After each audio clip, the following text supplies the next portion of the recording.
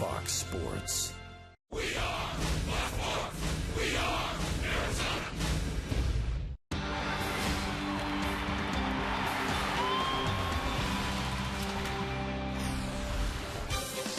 The Red Rocks of Sedona, Arizona, and the Diamondbacks continue their homestand here tonight. Are their own Sedona Red. They'll take on the Cincinnati Reds in the first of a three-game series. Hello again, everybody. I'm Greg Schulte along with Luis Gonzalez. Well, the youngsters are at it now for the Diamondbacks. With the trade of Joe Saunders, you've got Tyler Skaggs, you've got Wade Miley, you've got Pat Corbin, and they all pitch in the series, Gonzo, against the Reds. What a great test for these three youngsters. No better time than the present right now to go up against the Cincinnati Reds. A team fighting to get in the playoffs. There you see Skaggs, 21 years old. Miley, 25. Corbin, 23. Great youngsters going against this team. And, of course, Skaggs made his debut against Miami and pitched very well. He really did. He was effective. He had his fastball going. Very effective on the outer half there. He had his curveball breaking well down and into those right-handed hitters. He's one of those guys we're really excited about. There you see the good pickoff move. So we're ready for Corbin to go out and be a dominant pitcher here. And he got into the seventh inning of that ball game. He'll be tested tonight by the Cincinnati Ball Club. They have a lot of right-handed hitters. A lot of right-handed hitters. The only lefty tonight going in the lineup, Jay Bruce, and he's no easy task either. As for the Diamondbacks, the guy swinging the hot bat right now is Aaron Hill. It was just over a year ago the Diamondbacks acquired Aaron Hill and John McDonald from Toronto, and boy, he's really been good. He really has. I mean, this guy's been incredible, coming up with clutch hits for this ball club, making great defensive plays. He's doing it both sides of the field, offensively and defensively. And he'll, of course, have a matched mate at second base, Brandon Phillips, a perennial Gold Glove contender, if not winner. So a couple of really good glove men manning second base in this series. As far as what lies ahead, well, Brad Steinke's going to take a look at a guy who's owning Bronson Arroyo. Talking about Miguel Montero. Wait until you hear the numbers Miggy's got against the Reds starter tonight.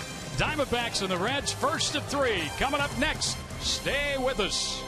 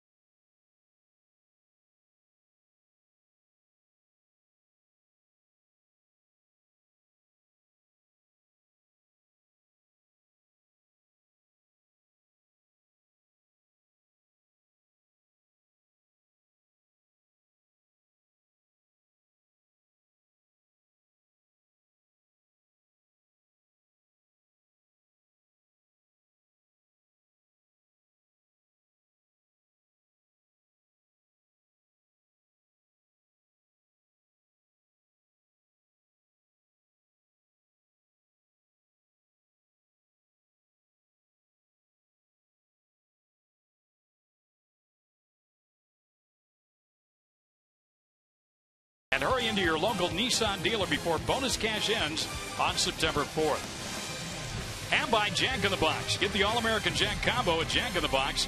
It's a no-nonsense burger with fries and a drink for only $4.99 plus tax at participating stores. Well, the youngster Tyler Skaggs, the rookie, getting his second Major League start, looking for his second Major League win tonight. The D-backs' 10-game homestand lives on tonight. So far, not all that good, a record of 2-5, but tonight a chance to turn things around against the Cincinnati Reds. Bronson Arroyo is the starter for the Reds tonight. He has done pretty well here at Chase Field over the years, a record of 3-1, but one D-back in particular has had great success against Arroyo. Miguel Montero is 8 of 15 against the right-hander with 3 home runs and 7 RBI. Miggy has done such a great job this year. He leads all Major League catchers with 74 RBI. He is #1 in the National League in terms of innings caught as a catcher, and tonight he'll go against Bronson Arroyo. It is going to be a tough test for the Arizona Diamondbacks, but they have got to get the job done tonight if they want to be a factor in the race in the National League West. Arroyo getting set for the Reds, and it will be countered by Tyler Skaggs going after his second straight win. So stay with us. Plenty of great baseball headed your way here on Fox Sports Arizona. As the home stay continues, it's time to rein in the Reds, a team tied with the best record in all of Major League Baseball. Greg Schulte and Luis Gonzalez with the call next.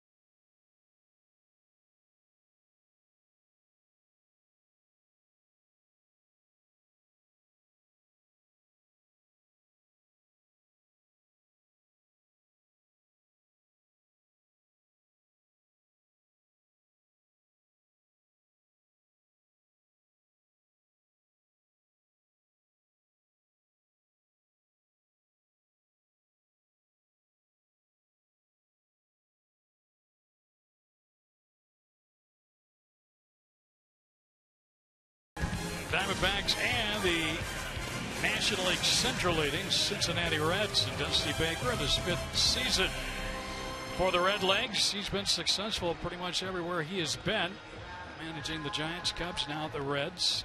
Very good player during his days. Let's take a look at the lineup he's putting out there tonight. Gonzo talked about all the right-handed bats: Stubbs, Valdez, Phillips, Ludwig. The number 5 hitters are lefty Jay Bruce, and he's a good one. Todd Frazier, Scott Rowland, Ryan Hannigan, and Bronson Arroyo has been known to hit a home run or 2 during his career. And they're going to face the young left-hander, Tyler Skaggs, and making his second big league start. First one came against Miami. You see, got into the 7th inning. Only maybe 5 walks. That's the only thing that really might stand out. But he was, I thought, held his cool. Looked like he belonged out there on the mound. Yeah, you got to think after that first start, he's settled down. His family's gone now. He's able to settle in with his guys. He's been very comfortable around the locker room the last couple of days. Been able to sit on the bench and enjoy watching some of the other guys go to work. Glad to have you with us, and we're underway with a strike to start the ball game.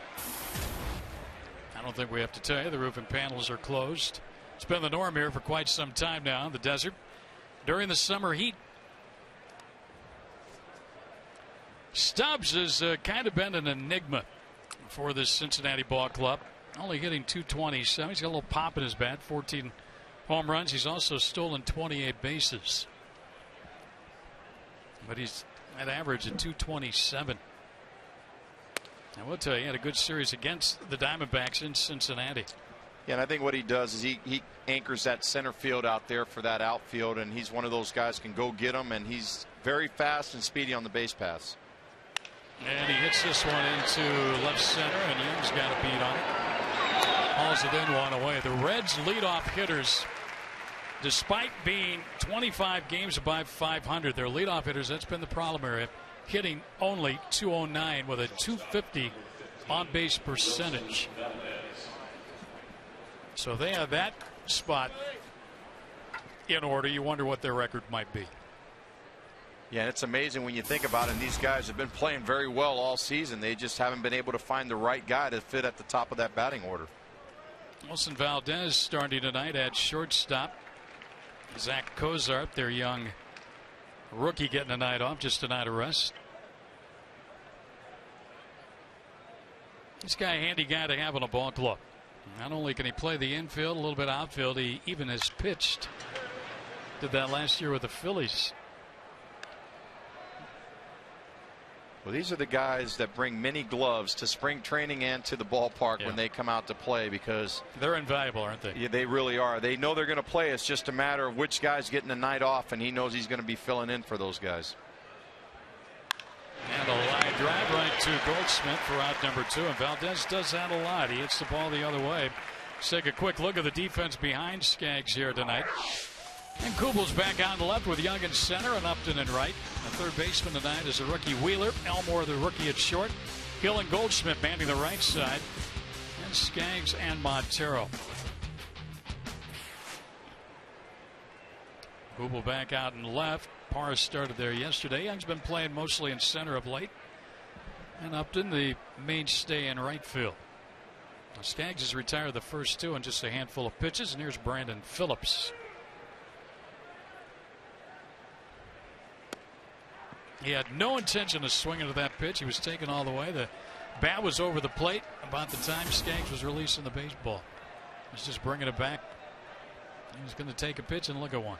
Well, a lot of times when you're facing a pitcher for the first time, you want to see what he's got.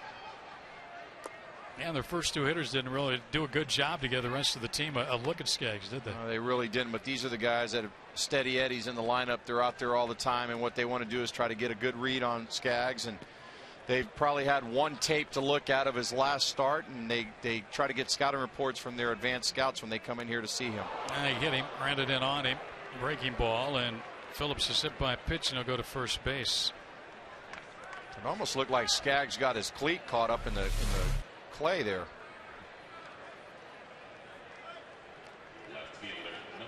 Yeah, you see, you look back, I think you're right. Something caught up.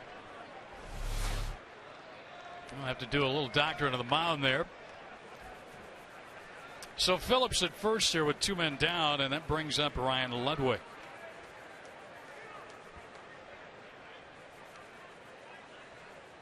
Phillips hit by a pitch for only the 5th time this year. Ludwig's been swinging a hot bat since the All-Star break. 13 home runs. Well, he's really picked up the pace at the plate, trying to get more offensive. This club hits a lot of home runs. They play in a homer-friendly ballpark in Cincinnati. And this ball club is also ranked first in home runs in the National League against left-handed pitching. So they're going to come out swinging. Yeah, they're going to see a lot of left-handers in this series, 3 of them. And Skaggs, Miley, and Corbin.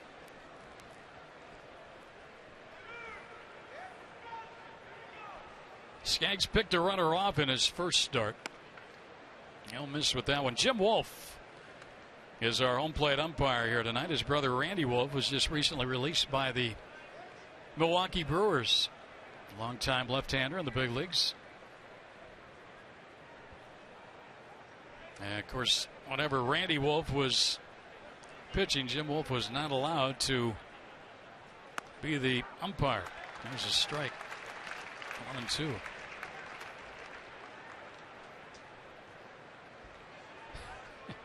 Skaggs having some mechanical problems there and trying to get everything straightened out to get back out on the mound, pitch aggressive. One thing that's good about him is he doesn't fiddle around. He likes to get on the mound and go to work, and that's great for a defense. Now he's got to handle Ludwig here. And a little pop fly floater that'll go out of play. The Reds have the largest lead of any team in any division in baseball, 6 games. And they are hot, 77-52. Washington 77-50. That's the best mark in all of baseball. See the 6-game lead. And St. Louis and Pittsburgh are playing one another as we speak tonight in Pittsburgh. Oh, and you think that they lost their best hitter in Joey Votto for a long time. He's just starting to try to come back. He's going to start playing some rehab games tomorrow. And how good are they going? They lose their most valuable player and pick up another Rookie of the Year candidate. Votto went on the disabled list. Well, the Diamondbacks went into Cincinnati right after the All-Star break. He got hurt in a series against St. Louis. And they have not missed a beat. In fact, they've even picked it up better than when Votto was playing. That's the ball gets away from Montero, and Brandon Phillips goes down to second. He moves into scoring position now as the counts run full on Ludwig. To give you an idea, with and without Joey Votto, their perennial all-star. With, look at the winning percentage. Look at without. They are 27-14 without Joey Votto. The run total picks up, the batting average. That's just everybody else putting a little bit more on their own shoulders. Yeah, that just goes to show you that they've held each other accountable going out there and picking up what Joey Votto has left off. And he's a great player, and not only that, but Frazier's done an outstanding job, their Rookie of the Year candidate, to pick up for Joey Votto. Well, that was tie. It was called ball 4, so a hit batter and a walk here has put 2 on and 2 out against Skaggs in the opening inning. Boy, that was a good pitch. It looked like it was pretty good in there, and you know, Skaggs is going to need those pitches to be effective tonight against the Cincinnati Reds team.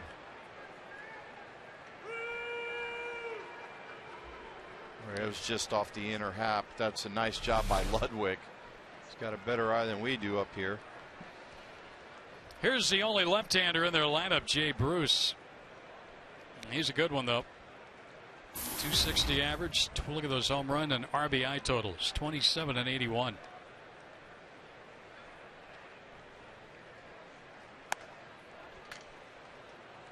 Well, this is where Skaggs got himself in trouble his last start, walking a couple guys. He hit a batter and Brandon Phillips, and now he's walked Ludwig, and now he's falling behind in Bruce. So, you know, his pitch count was very low until the last 2 hitters.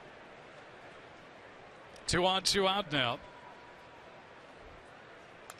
And boy, he had a good cut, Bruce, but he fouled it back to the screen, and the count will even up at a ball and a strike. Reds are 7 over 500 on the road this year at 35-28.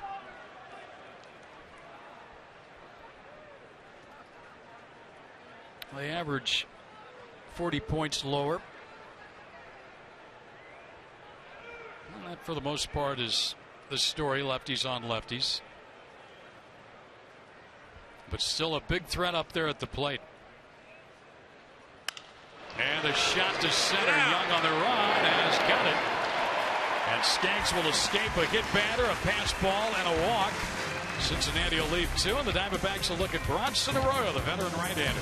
Well, they come to bat here in the bottom of the first.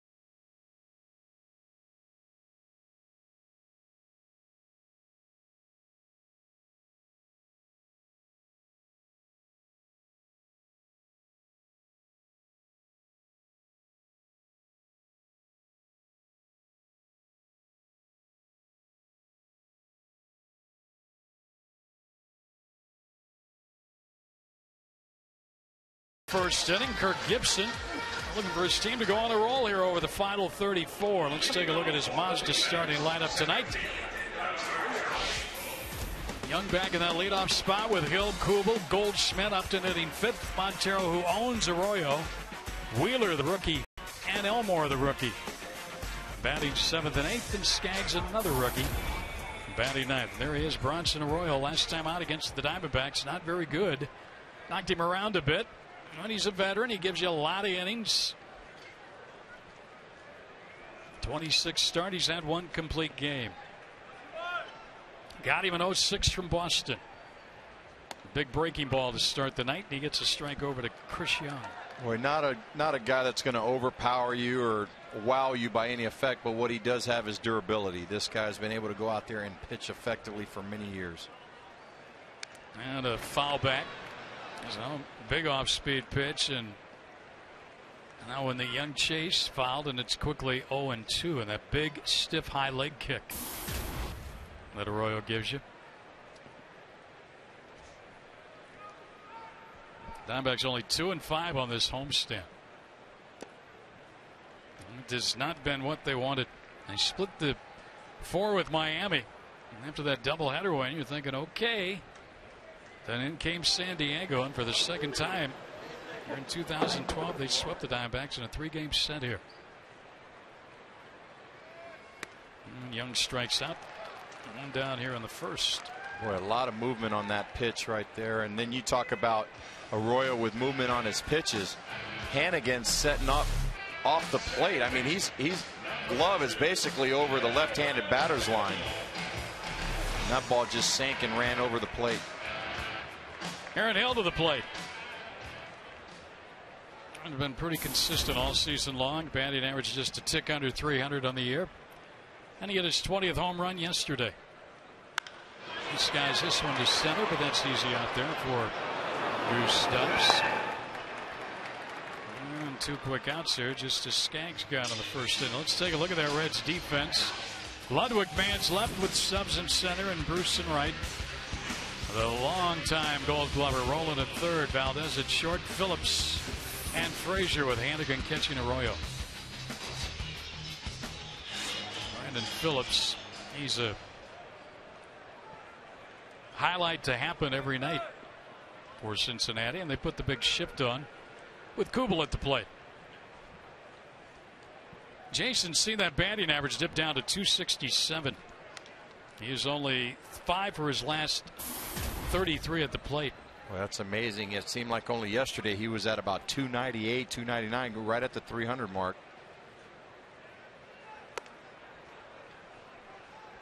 Diamondbacks need to make Arroyo work a little bit here, as the Reds made Skaggs work with 2 outs. He hit a batter and then issued a walk before getting Bruce with 2 on. And a chopper to second. Boy, this is a real easy inning. 8 total pitches for Arroyo, and the Diamondbacks are down 1-2-3 after 1 no score.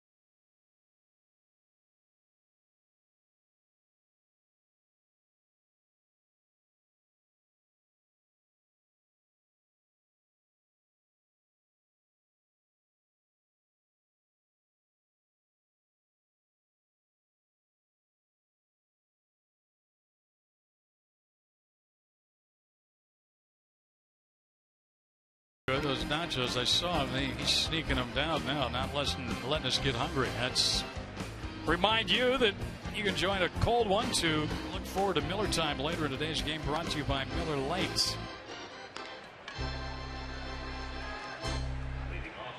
Tyler Skaggs first inning, got the first two, then hit a batter. Walked Ludwig on a 3-2 pitch, but then got the left-handed hitting Bruce to fly out to end the inning. So scoreless after one, and it's going to be Frazier, Rowland, and Hannigan. Well, we keep talking about Wade Miley. Will pitch here tomorrow night. We think he's the leading candidate for Rookie of the Year. This kid has put up some very good numbers. Todd Frazier, and he might be Miley's biggest competitor. That's hit deep to left center, and it's into the seats on a bounce for a ground rule double to start the second inning off Skaggs. Well, he didn't waste any time. He jumped all over that first pitch. He saw his 22nd double this season. You see a fastball down and in.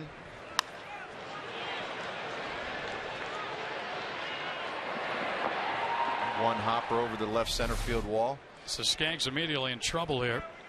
His RBIs, 60 of them, rank him first. He's first in slugging, second in home runs, total bases, extra base hits, and batting average. He's third. He's put some very impressive offensive numbers. And his role is going to change here shortly when Joey Votto comes back. Of course, Joey Votto just signed the huge deal after getting the most valuable player, but does still get him in the lineup somewhere. He's going to play. He's going to play some third, first. They're probably going to run him out in the outfield. There's Rowland now, who's been hot. Ooh, boy, he was late on that pitch.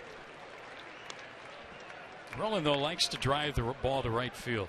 He's always done that in his career. Boy, it just seems like Scott Rowland's playing forever. Yeah. Well, he is. Been around a long time now.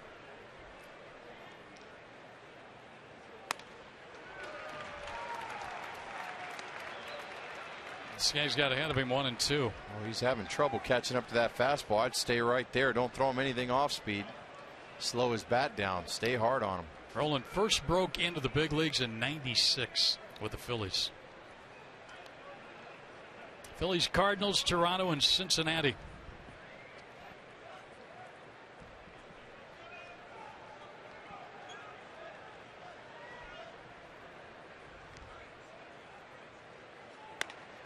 Ooh, Montero wanted to throw back to second, but did not. 2-2 count. A leadoff double by Todd Frazier.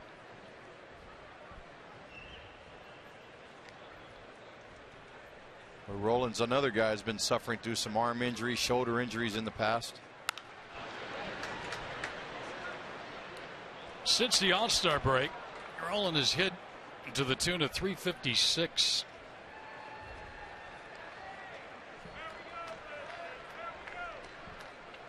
Well, he's just trying to put the ball in play and try to hit something to the right side to do his job and get the runner over. If he gets a good pitch, he's going to try to hit it somewhere in the gap for a base hit. Ground ball down to third. That will freeze the runner. Wheeler's throwing time. Well, Rowland will be upset with himself there. That runner has to stay, and there's one out of the inning. Well, and that's a nice pitch by Tyler Skaggs there to throw a breaking ball down and in.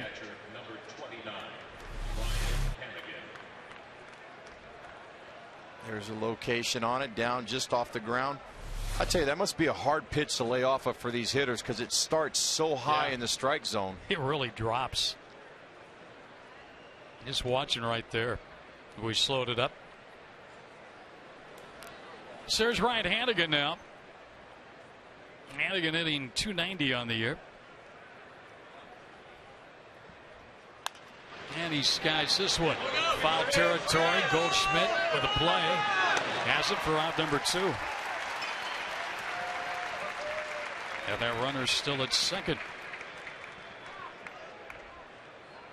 Boy, you look at the youth now. On this Diamondback infield as Goldschmidt walks back to the mound area with Skaggs. Then on the left side tonight, you got Wheeler at third base, and you've got Elmore at shortstop. And That's a lot of youngsters.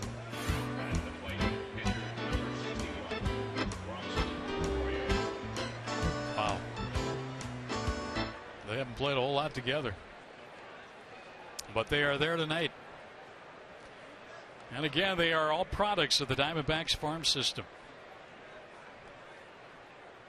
Boy, if you would have told me coming out of spring training that these guys would have been, aside from Goldschmidt and Skaggs pitching, but if you look at the left side of our infield right now, I would have told you there's no chance. Yeah. Especially, you know, as highly publicized our team was, a lot of people were picking them even to be in the World Series this year. And again, Skaggs was originally in the Angels farm system, came over in the Heron deal, but he's been a Diamondback for the last season plus 2 seasons. And Skaggs shouldn't even mess around here and just keep going with fastballs. Arroyo doesn't even look like he has a chance against him right now. Arroyo has 7 hits though this year with an RBI. Missed upstairs.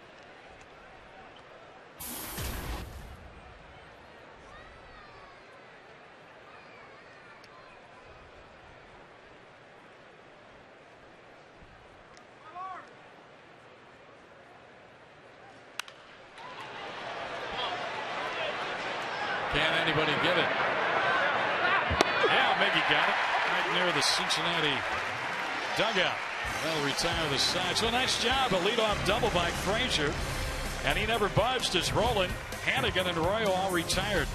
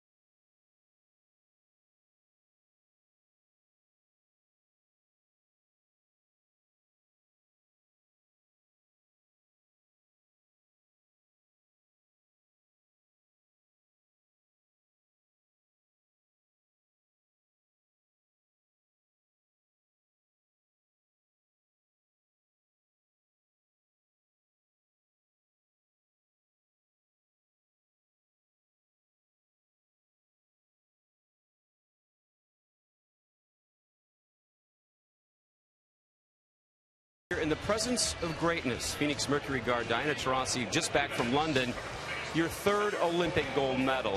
What is that experience like? It's amazing.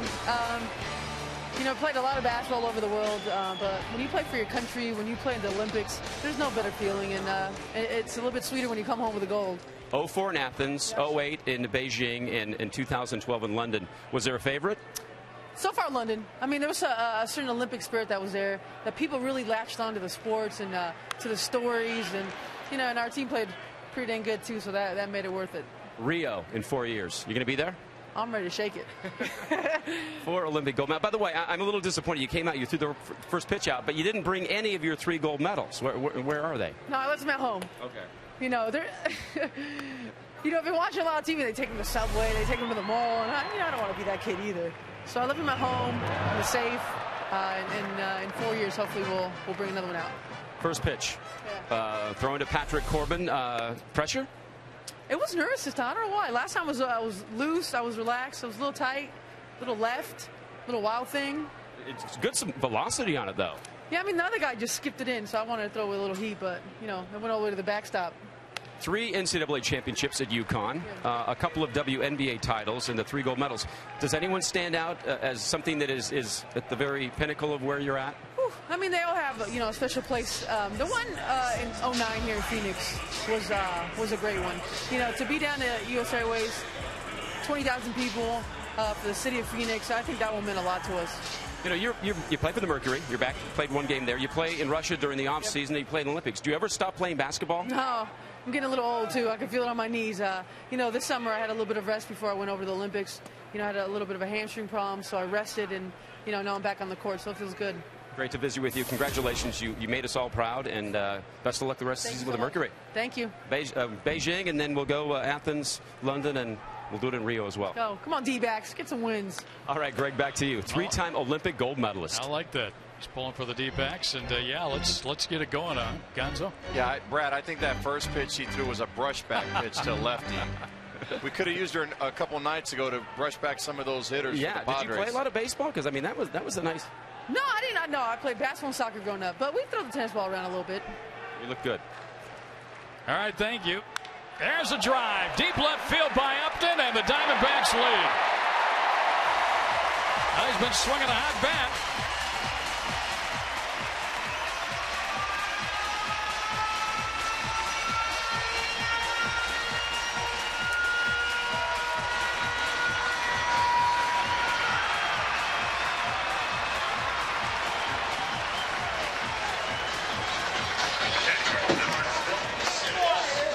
Big would it be to see his bat get hot here over the last 34.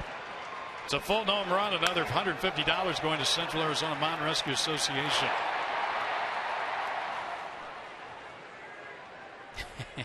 That's some excitement for you. Nice job by Justin Upton. Bronson Arroyo obviously missed his location by a lot. I mean, they were setting up off the plate, and the ball just came right back on the inner half. And Justin put a good swing on it. So 1-0 on Upton's 11th, and a guy who has owned Arroyo at the plate of Montero. Ooh, it's a strike. Upton, last 5 games, hitting .474. He's now 10 for his last 20. So up to 500 with 2 homers and 6 runs batted in, 5 runs scored.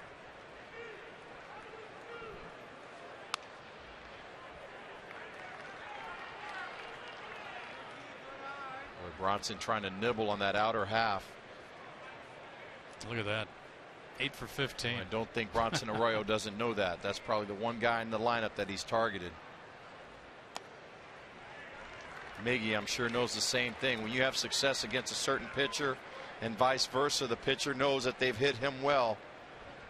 They know that coming into the game. How many home runs did you have hit off Greg Maddux in your career? About 10 or 11, yeah. Yeah. And he knew that, too.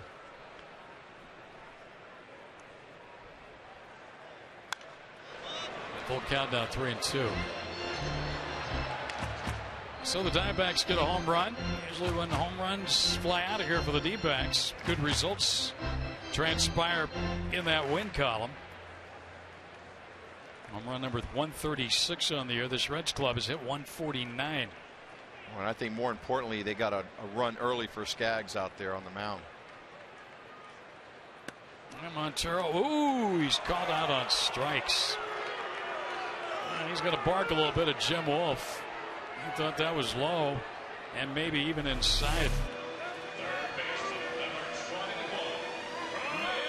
At the plate.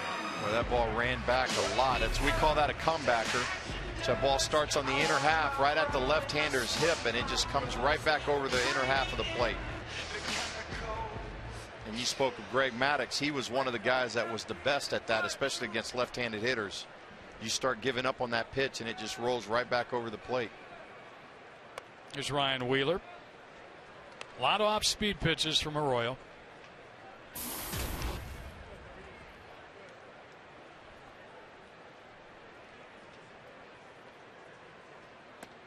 Got one in there. Arroyo, when he came over from Boston, the player the Reds sent to the Red Sox in exchange, Willie Mo Pena. Good old Willie Mo. Played briefly with the Diamondbacks, but helped him to some victories. He had a walk-off win here last year in a ball game. Well, you watch Bronson Arroyo work, it's almost like he's playing wiffle ball with you. He gets the high leg kick. No, he doesn't overexert himself. He just kind of throws the ball, cuts it, sinks it, does a lot of different stuff with the pitch. And he's got Wheeler in a 1-2 hole here. Arroyo looks like a guy who could probably pitch another 10-15 years without any kind of arm problems. And that's why he's been one of those guys. He's the Iron Man for that ball club. And not only that, but he's been able to eat up a lot of innings in the past for the Boston Red Sox and for the Cincinnati Reds.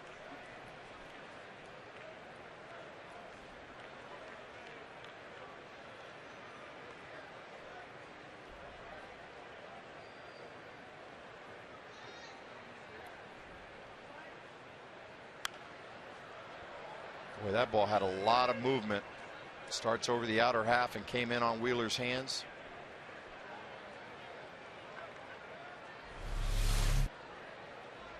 Hannon starting inside, just runs in right on the inner half. Arroyo, an established musician, also he plays the guitar. He's had some CDs,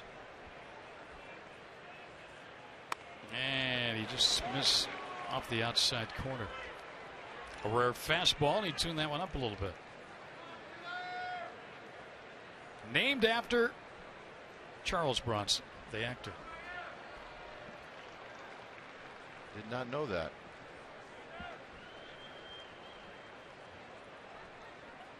Wheeler, another fist or foul. Wheeler's battling him here. Nice job by Wheeler fighting off some tough pitches. It's a learning process here in the major leagues. I mean, you're facing a veteran guy, crafty, throws the ball in, out, up, down, changes your looks, changes his speeds.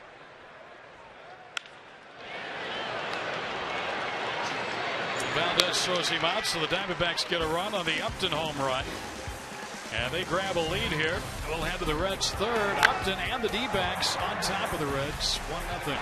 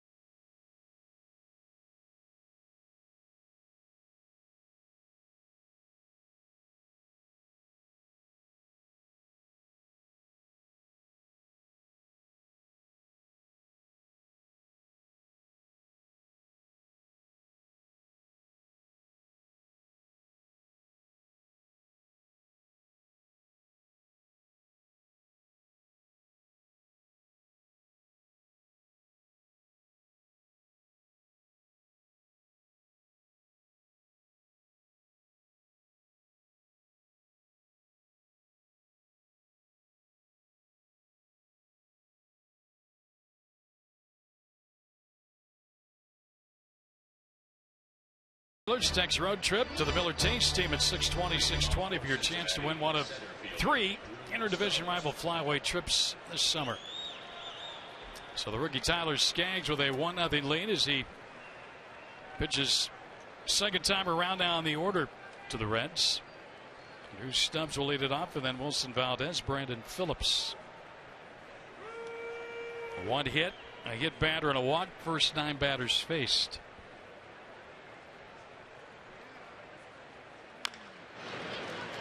Well, these Reds, they swing at a lot of first pitches. They go up there a hacking. They do. They look for the first good pitch. Nice job by Justin Upton to get the team on the board early.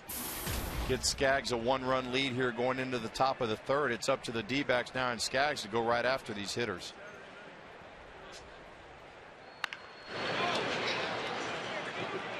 Quickly 0-2.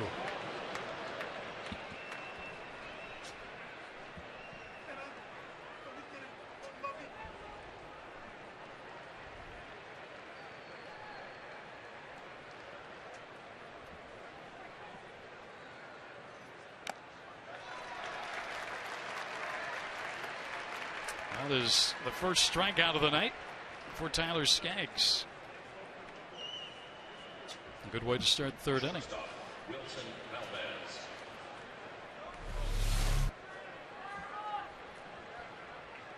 A lot of fastballs today. 79% of his pitches have been for fastball.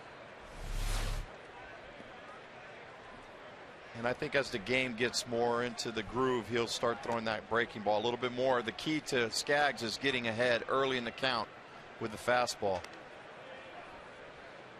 1-0 on Valdez, who lined out to the first baseman Goldschmidt his first time up.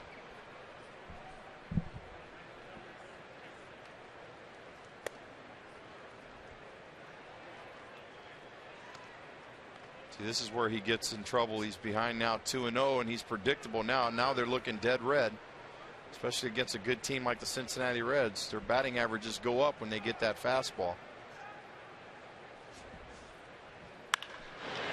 And there's a hit right back up the middle by Valdez.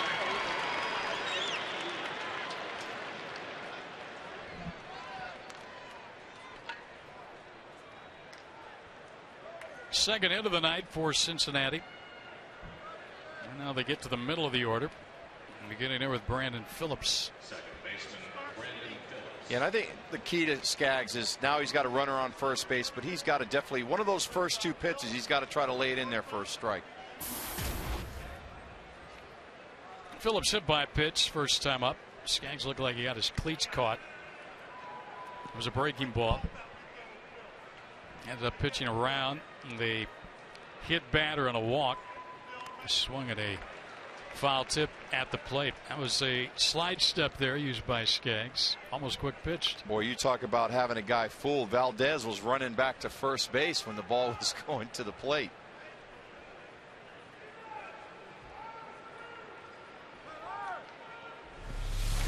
Well, here's a look. He's running. That's a pretty good move when you got a big league ball player running back to first. Oh, yes. Young's got to go back. Go back. Go back. You won't get it. Valdez got a good read on it. He's going to come around to score. And Phillips in the double.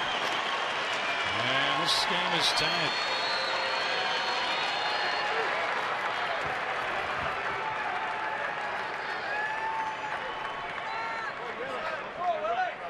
Phillips drives in a run, his 68th of the season.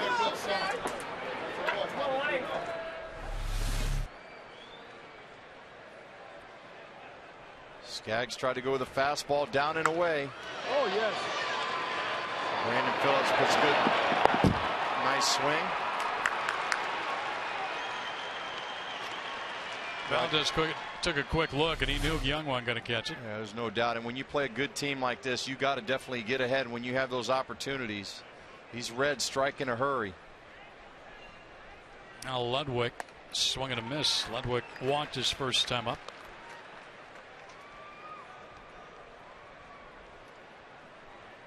Boy, and I think this has been the pattern to these Diamondbacks his last 10 games. We come up and score and get a lead, and they come right back and score, either tying the game or getting themselves ahead, and this is where you get in trouble. Yeah, that's not a good way to live on a major league diamond. And they'll get out of play. I guess they had a Ludwig 0-2. I think the thing with Skaggs, he's got to show that breaking ball a little bit more. He's starting to get predictable. Keep throwing that fastball. Guys start sitting on it. The problem is when he falls behind in a hitter. Right now he's up 0-2. He's got a couple pitches he can play around with off the plate. This is a pretty good offensive team. You keep messing around with these guys falling behind, sooner or later they're going to catch up to you.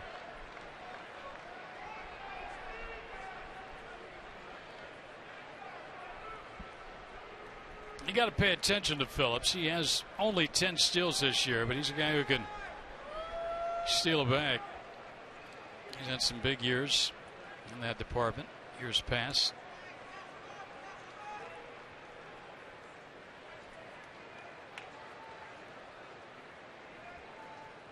Got him to chase.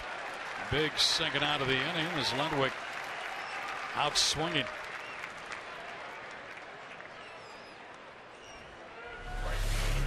Talk about an 0-2 breaking ball.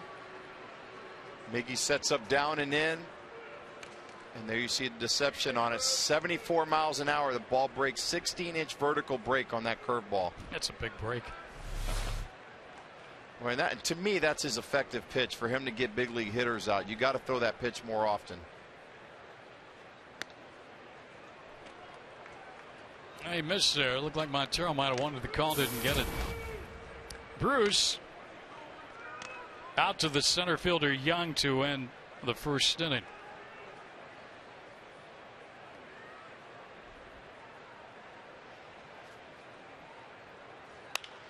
And it looks like he's going to be retired by Young again. But the Reds get a run. 2 hits in the inning. Phillips drove it in. And we'll go to the Diamondback third in a 1-1 ball game.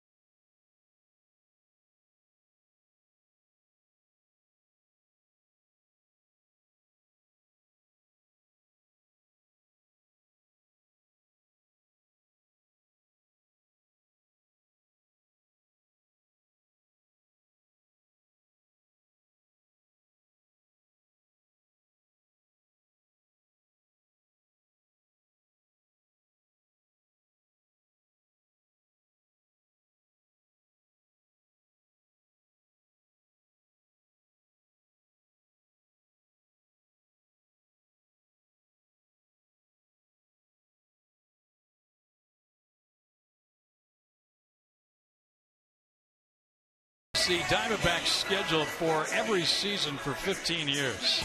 Mike Haggerty, we call him Mikey up there. He always has signs. Big Diamondbacks fan, a booster. And it took a little bit of work. 15th season of fun. That's a true fan, Mike Haggerty. Well, he always sits up there by himself, doesn't he? He's got a chance to spread out up there. Camera's got a good. Well, we like it better when those seats are full and we're winning games. No doubt. 1 ball, 1 strike on the rookie Jake Elmore. Well, these guys got to be patient now, and they know Bronson's going to throw pitches all over the zone. They just got to look for 1 pitch here and try to get it. Elmore's had 4 hits since coming up from Reno. 4 for 27.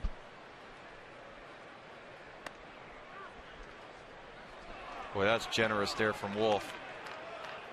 He's made some really late strike calls on some of these pitches. Well, I think the difference is Arroyo's around the plate with all his pitches, and Hannigan sets up just off the plate, and he's hitting the catcher's mitt. Full countdown, 3-2. The only Diamondback base runner. Upton circled the bases on his 11th home run. Hard hit.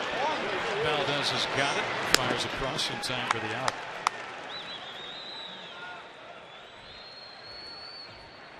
Fun times as always tonight out of the RamTrucks.tv pool.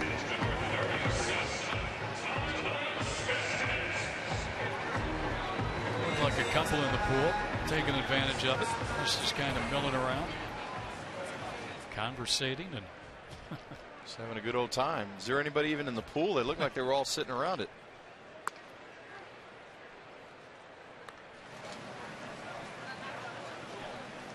He's had enough. He's gone. Skaggs is 0 for 2.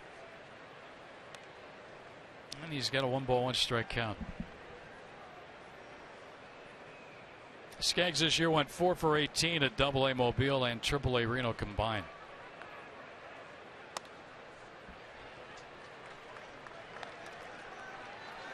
Diamondbacks pounded Arroyo pretty good when he started against them in Cincinnati back on July 16th. He went 3 innings, allowed 8 hits, 5 runs all earned, walked 1, struck out 2, and gave up a home run. Diamondbacks won that game 5-3.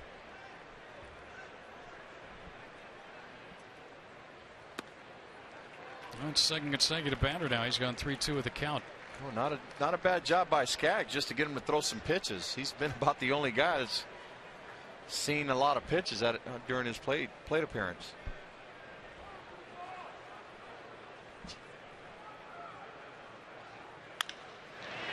Beats it into the ground, and Phillips has it. 2 up, 2 down for the Diamondbacks here on the third. So second time around in the order now, beginning with Young. Well, you see what Arroyo has done. He's been among the major league leaders in several different categories. The starts, send him out there every 5th day, and he's going to take the ball. The innings, the wins, 11th, quality starts, 4th in that department. Boy, I think if you look at the innings and the quality starts, that's what a manager can ask for right there.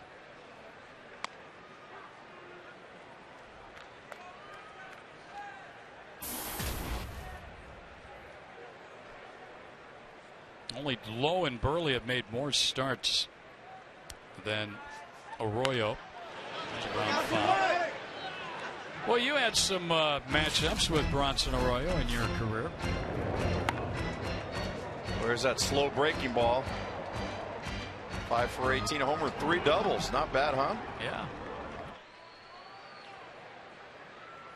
Happy with that one. Just another double. He's got Young set up 0-2, and Chris struck out first time. Tried to get him to chase. He did not. Well, Bronson wanted that one. Can't have them all, can he? The key is he's hitting the glove.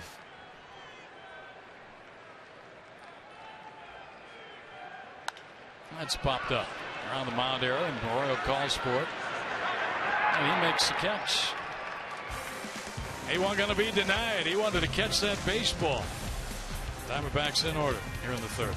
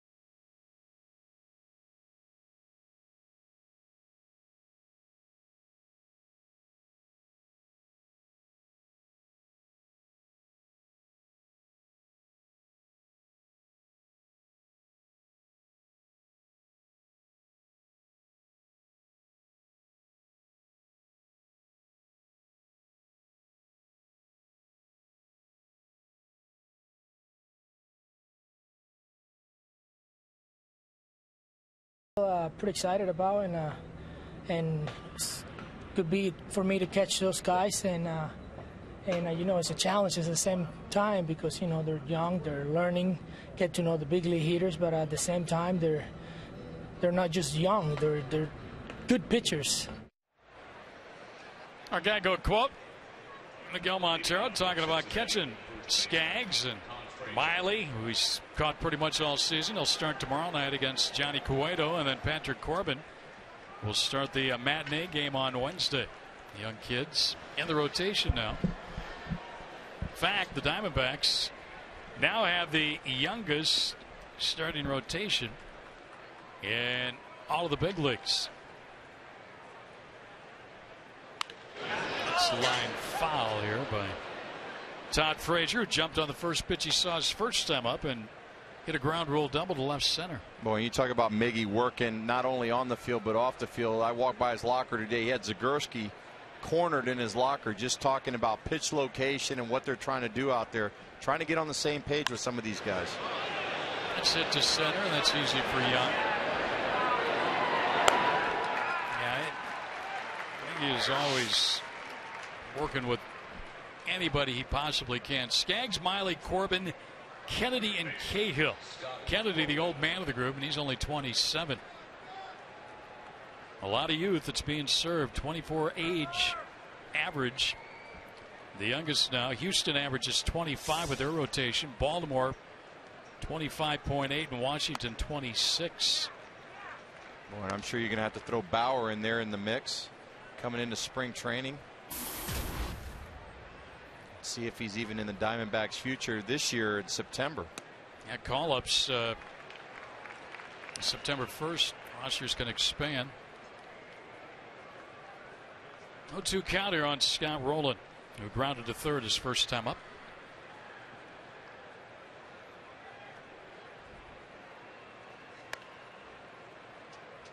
See, that's okay. I'm good with that. He's 0-2. At least he's showing the breaking ball. Guys start sitting on that fastball. You got to show that breaking ball once in a while. I'd come right back with it again.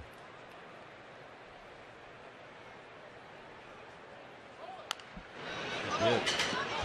The previous pitch, Skaggs, after he threw the ball, kind of looked down at his fingertips. I don't know if you don't want to speculate. You know, every once in a while you develop a little bit of a blister. I don't know if that might be happening, but he did look at the fingertips after the pitch prior to the last one.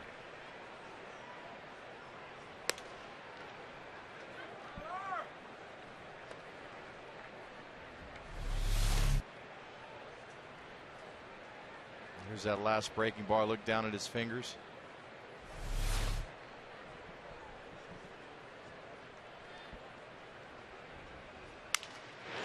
Well, he kicked it, and that's going to end up in a hit for Rowland.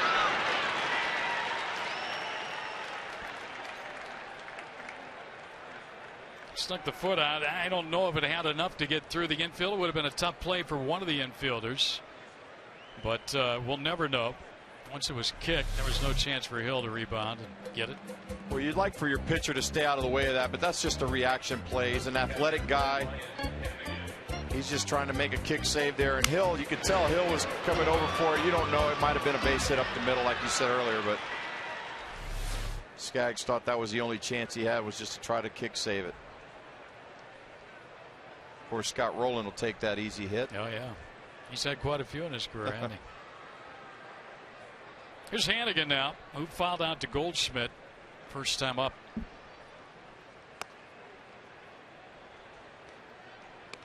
I think it's going to be a lot of fun watching these kids develop here over these last 34. They're going to be pitching in meaningful games. Yeah, I think so too. And this is a fun weekend for these three guys. And not only that, I'm looking forward to next week when they go to L.A. and they're going to be thrown out there again. And then San Francisco. 2 balls, no strikes here. And they're going to be facing guys like Andre Ethier, Gonzalez. And that's what they're, you know, these lefties got to neutralize those good left-handed hitters. So they're going to be thrown in the fire very shortly here. It turned Sandoval around to bat right-handed. With the Giants, ball 3 inside, 3-0 here.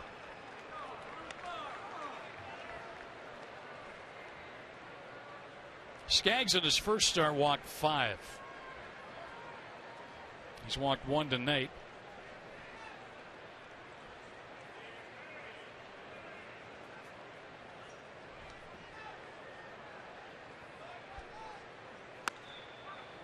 That's a strike. He's walked 1. He's also hit 1. Brandon Phillips. So they've had base runners, 4 hits in addition.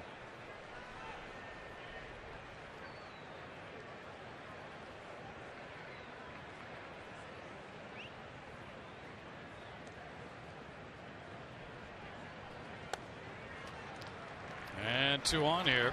Only 1 out of the inning. Here's tonight's APS Energy Assist. Generate your own power with solar panels. Find a qualified solar installer at aps.com/find solar. Now you're asking for trouble. Pitcher up, Arroyo, and you would expect him to be bunting here, but again, he does have 7 hits on the season.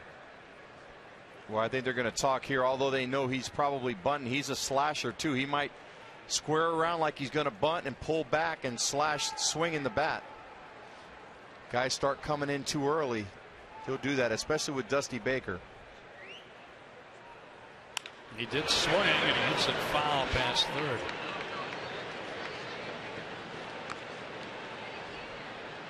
Somebody missed a sign there. I know Bronson's going over to talk to the third base coach.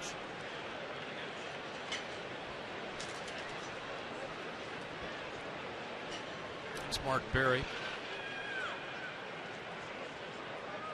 There's the Diamondbacks defensively on that first pitch to Arroyo.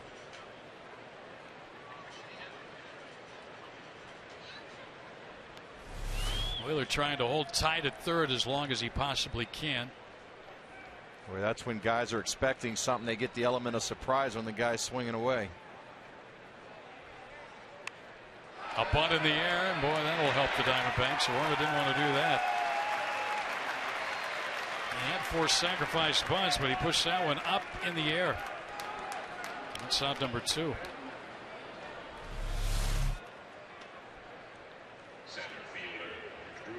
You want to try to get that bat out in front of home plate. Obviously, he poked at it there. Popped it up. And now Skaggs goes against Drew Stubbs, who bats against him for the 3rd time of the ball game. He has fly to center and struck out swinging.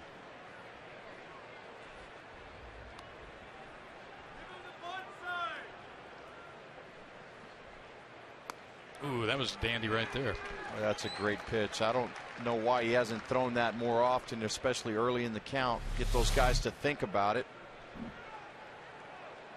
When you're able to throw that pitch for a strike, it makes your fastball that much more effective.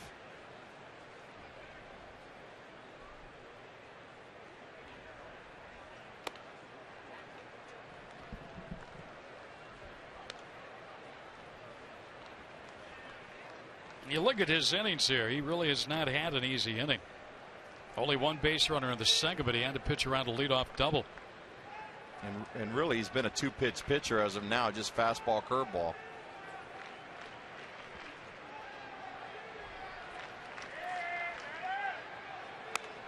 He blew the high fastball by him. 1-2 count.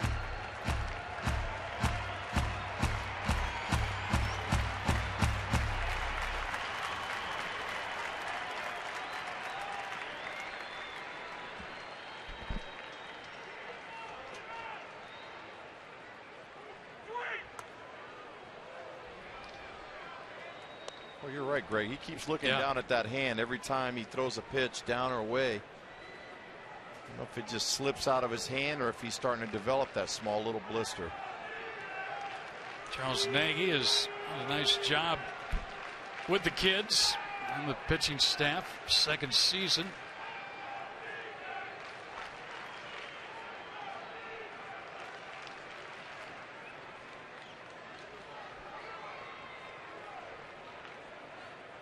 Skaggs trying to pitch around a Roland single and a Hannigan walk in this inning.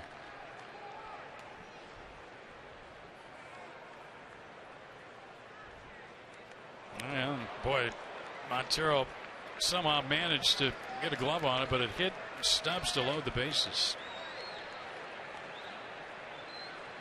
And now he's really in trouble. Wilson Valdez. Well, this is not what you want to do. He spiked that curveball.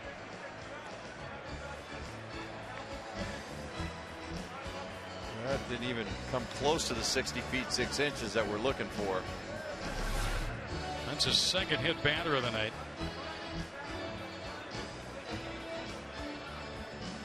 Now Valdez, who's had 2 good at-bats against Skaggs, lined to first base for an out. But then last time, lined a single back up the middle. It's a tough hitter, veteran hitter. Boy, we talked earlier about this is why guys like Valdez are on the team. This is what makes a good team. You got a veteran guy like this that fills in, play anywhere off the bench. So Skaggs needs a third out here. He'll miss inside, ball 1.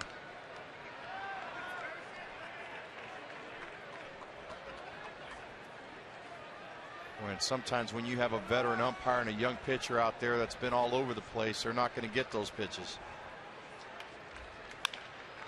Back to the mound. Skaggs gloves it and throws. Ah! Threw it wide. 1 in. Wow. Reds get the lead. Boy, that was a gimme right there for an out. And they didn't get the job done. Let's see again. Oh, there's a one hopper back to him. Oh, it almost like it. They give the air on Goldschmidt. Yeah, it almost like it popped out of his. Oh, he closed his glove too soon.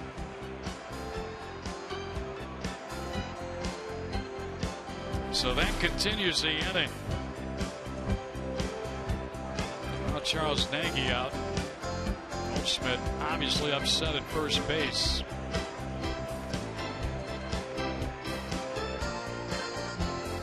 Well, that's a tough break right there for the Diamondbacks.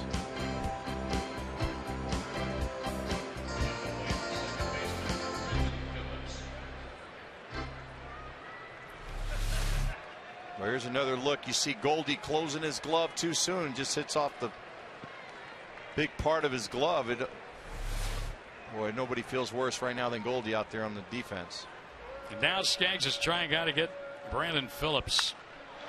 The Skaggs one right field side, but that's going to get out of play, I believe.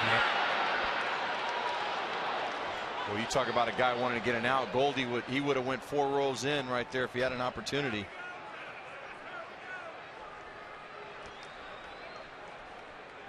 Well, you look at this inning. There's been 1 hit, a walk, a hit batter, and an error. That's produced a run for Cincinnati, and they've still got them loaded.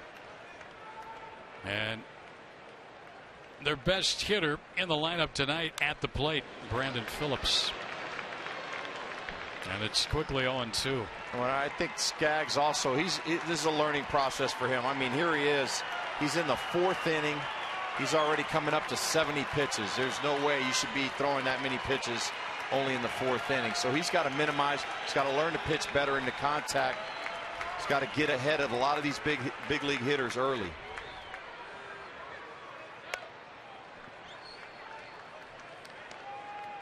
Skaggs walked 5 in the first ball game that he pitched. He's already walked 2 here tonight. Now in the minor leagues, he only averaged just a little over 2 walks per ball game. A little bit more wild up here, and you'd expect that early on. But again, 2 hit batters tonight he's had to deal with. And I think this is the difference between AAA, AA, and the big leagues. It's that fine line that we have. When you get out here, you can't afford to make those mistakes. Now Phillips making him work with a 2-strike count on it. 1-2. The game's played the same. The only difference is these guys up here have a lot more experience. They're not going to give in certain counts, and they're not going to be free swinging every time they go up to the plate, especially some of these veteran guys. They go up there looking for certain pitches in certain spots.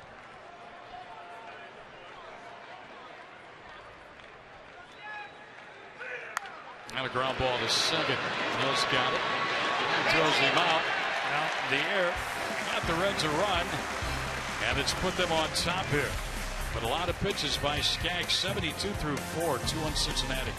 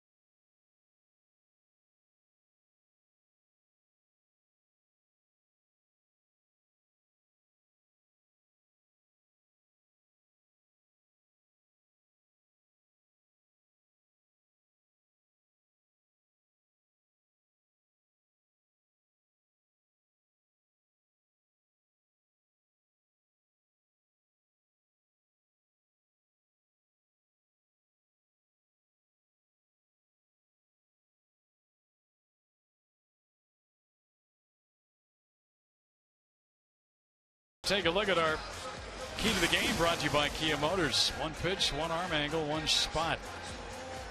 Well, you talk about a guy in Bronson Arroyo who's got one pitch.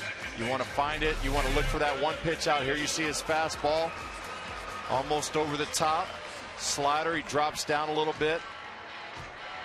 And his curveball just in between the slider and the fastball. And this guy will throw from every arm angle, every pitch. So he makes it a little bit difficult for the hitters. You just got to look up there for a certain pitch. If you're looking in, you look in. If you look away, you got to go away with him. Aaron Hill will lead it off. Diamondbacks down a run now. An unearned run, but a run that came at the top of this fourth inning.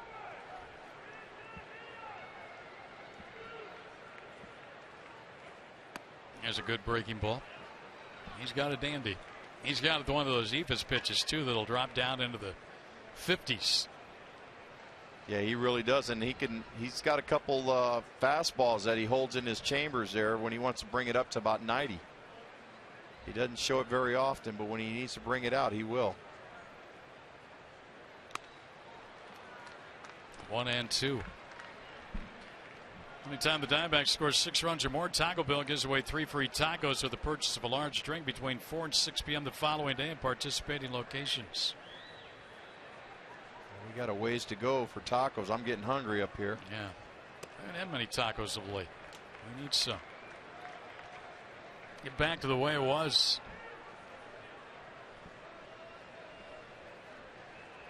Hill just a little bit over a year with the Diamondbacks now following that trade with Toronto back in 2011.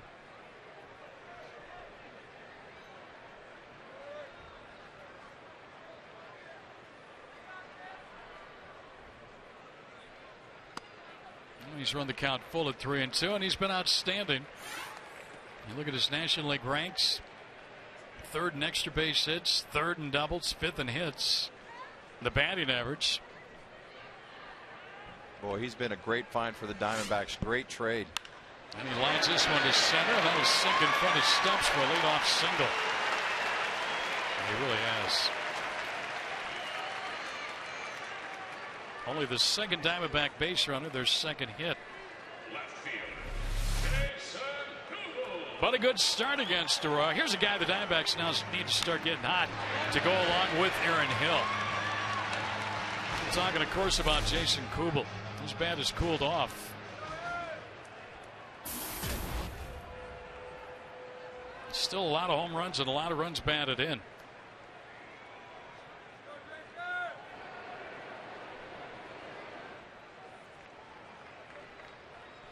think I saw somebody out there with a Kubel Libre. There it is. He's got a strong following out there in left field. It's got to be a little hot under those masks after a while, doesn't it? I would think so. I like the rally mask the other night. They just flipped them inside out. Unfortunately, they didn't work. All right, Bronson, flip him one of those sliders in there. Kubel here in the month of August has had only 12 hits and 75 at bats, 4 home runs, hitting only 160. Well, he's been streaky. When he gets on that roll, he gets hot. Diamondbacks like to get him hot right now. Well, kind of a mini shift right now. Valdez is playing up toward the bag. Ooh. Good pitch to lay off, didn't cost him. Boy, and that's that backdoor slider. They're trying to get Kubel to roll over on it to hit a ground ball so they can turn a double play. He stayed off of it. The outfield plays him straight away. In the infield, they play him to pull.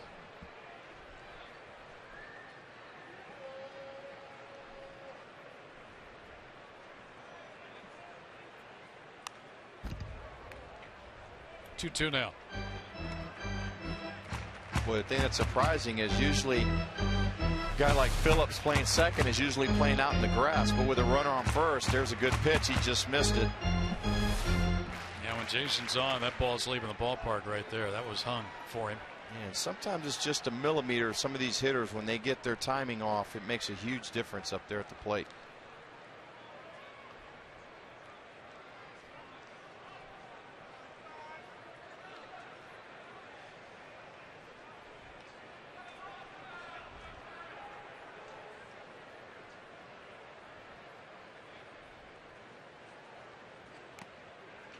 Ball 3.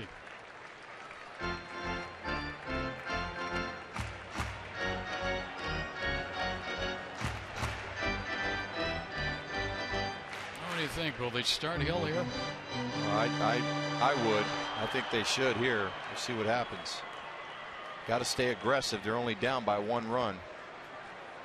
Hopefully Kubel can hit something in the gap.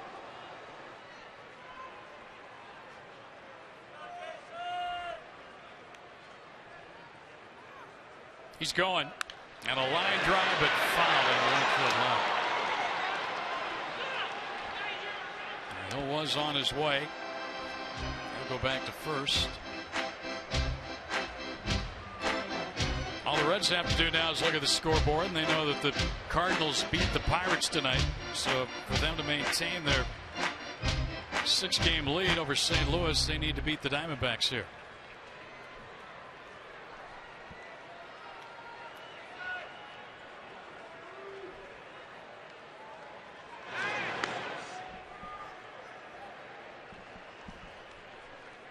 That's just a courtesy check over. They know Hill's going to be running once again on 3-2 pitch.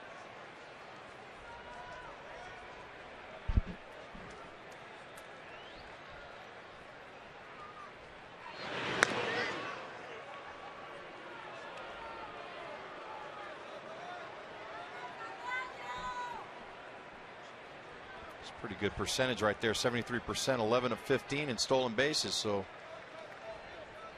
he can steal a base for you when you need him. He goes again. And another foul ball by Kubel. So Jason hanging tough at the plate.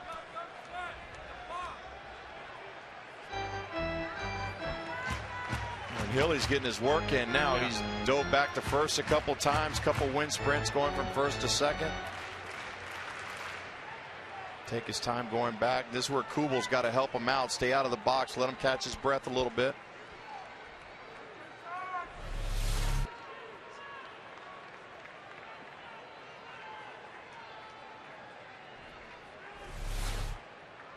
Valdez trying to get him to hold. Sometimes you trust him, sometimes you don't. Yeah. Not going this time. And a foul. Well, I think when you're up 6 or 7 games in the standings, you can go ahead and afford to help the other team out once in a while.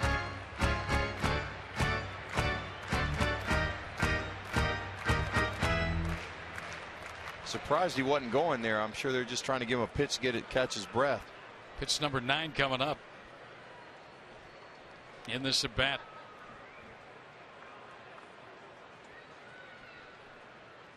Not going again, and a foul again. That was just a protect swing right there. Yeah, like really got that ball to left field. It really was. He was trying to fight it off. I'm surprised Hill's not running. That was an emergency hack, we call that. Just trying to put it out there and play. He was trying to go the other way. Roland's playing shortstop right now, the third baseman. Here comes the 10th pitch of the at bat. Kubel and Arroyo. Hill not going, and he walked him. Good start to the inning. That was a heck of a bat by Jason Kubel right there. Yeah, I was just caught off guard. You know, he was running early in the 3-2 counts, fouled a couple pitches off, and just shut it down. He didn't run anymore after that.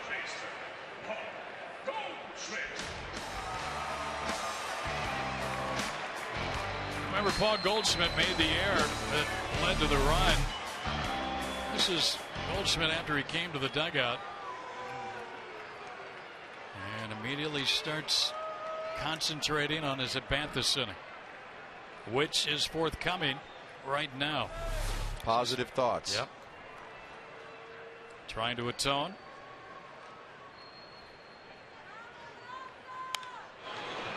Goldschmidt struck out his first time up. That's the first walk given up, by the way, by Arroyo. Boy, and he got a hanging slider right there. He just got a late swing at it, but he would have jumped on that one earlier. There it is. Cement mixer right over the middle part of the plate.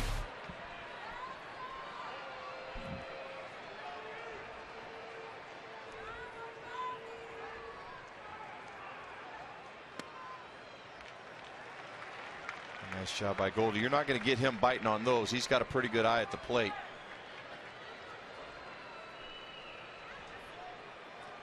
He'll start the inning with a single, and Kubel on an 11-pitch at bat walked.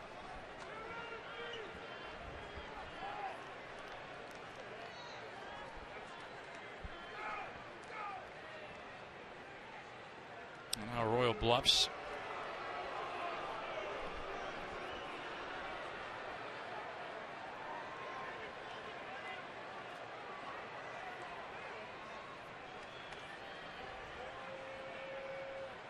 Chance to tie, maybe get the lead this inning for the Diamondbacks. 2 on and nobody out. Cleanup hitter at the plate.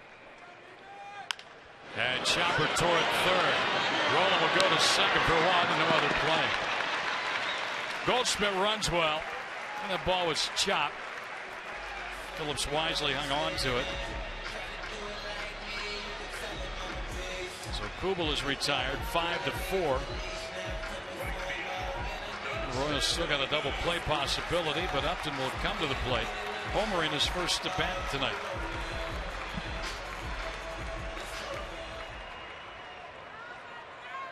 And really the only bad pitch that a Royals made all night is that pitch to Upton, because he was setting up away and he left it over the middle half of the plate. Well, let's hope he misses his spot one more time, because you can bank that he's going to be going away here trying to get Upton to roll over on a fastball or slider out over the outer half. It's up to Justin to stay on it and shoot it into the right center field gap here now. Upton with his 11th home run, his second of this homestand. Remember the first game on his birthday. The inside the park. He got a lot of room on that right side of the infield. Goes right side, but fouls it out of play. Time now for our Chance Roberts Air Conditioning Cool Play of the game. This was a home run by Justin. Or you see him setting up away, and the ball's on the inner half. Nice swing by Justin Upton, hitting it into the left field seats for the first run of the ball game. And the crowd making a little noise here, trying to help the D-backs along in this inning.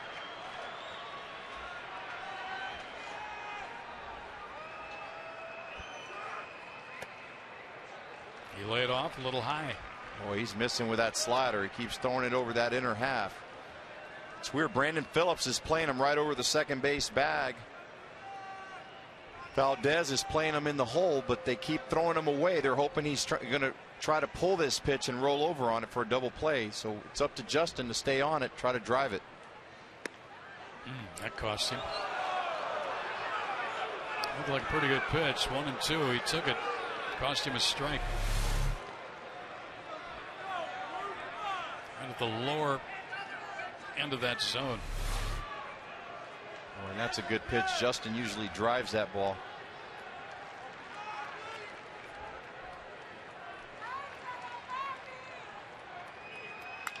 And into left field, sinking, and a base hit. The run is in.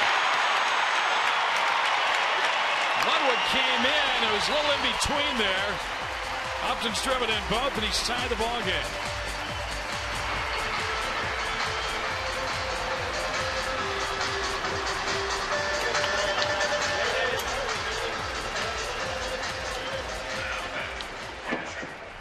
Boy, a nice piece of hitting by Justin Upton. Got the slider away. He just left it up in the zone, and Justin just flips the bat out there and gets enough of it to hit it over shortstop into short left field for a base hit. And now Montero, who in his career has hit Arroyo very well, although Arroyo did strike him out on a called third strike on a 3-2 pitch in the second inning.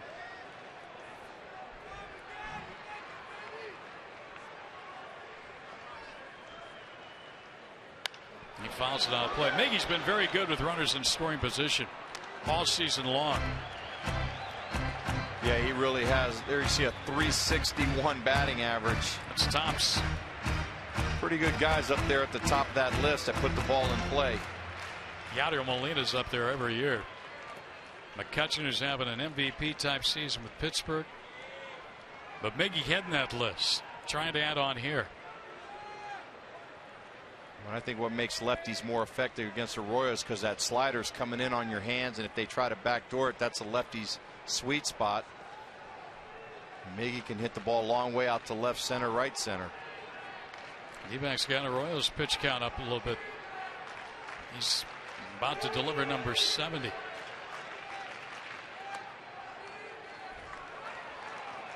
Montero did not like that call from Jim Wolf, and he lets him know about it. Wolf let Montero know right back that it was a strike.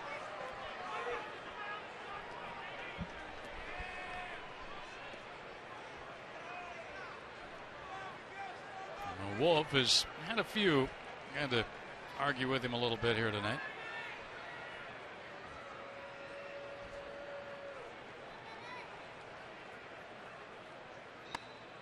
Kirk Gibson from the dugout, we're told, keeps yelling that Bronson Arroyo has been balking a couple of times in this inning alone. Bronson changes his looks where he sets up all the time, trying to work fast, slow it down a little bit, trying to give those guys on the base pass a little bit different angle and a different look. How about a gapper here, huh? Yeah, not that. That's going to be two. And the inning's over, but the Diamondbacks do tie it. Couple of hits, a man left. To the fifth we go on a 2-2 ball game.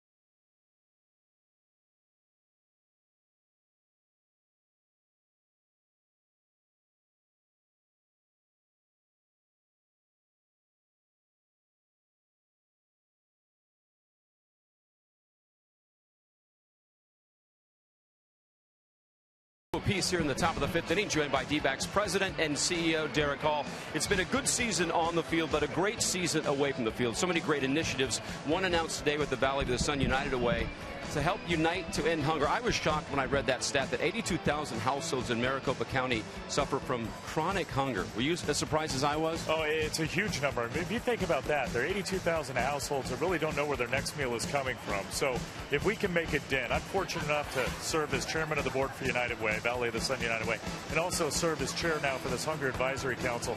We're going to try and make a difference, and we really can with a very nice plan in place. And the fans can help out by pledging to end hunger. How do they do that? They can. They can go to vsuw.org, which is valleyofthesununitedway.org, and they can pledge. We're not looking for money. We're not looking for donations. We're just looking for 82,000 as a minimum to stand up and say, I pledge to end hunger. I'll unite with you to end hunger right now, and we can do this.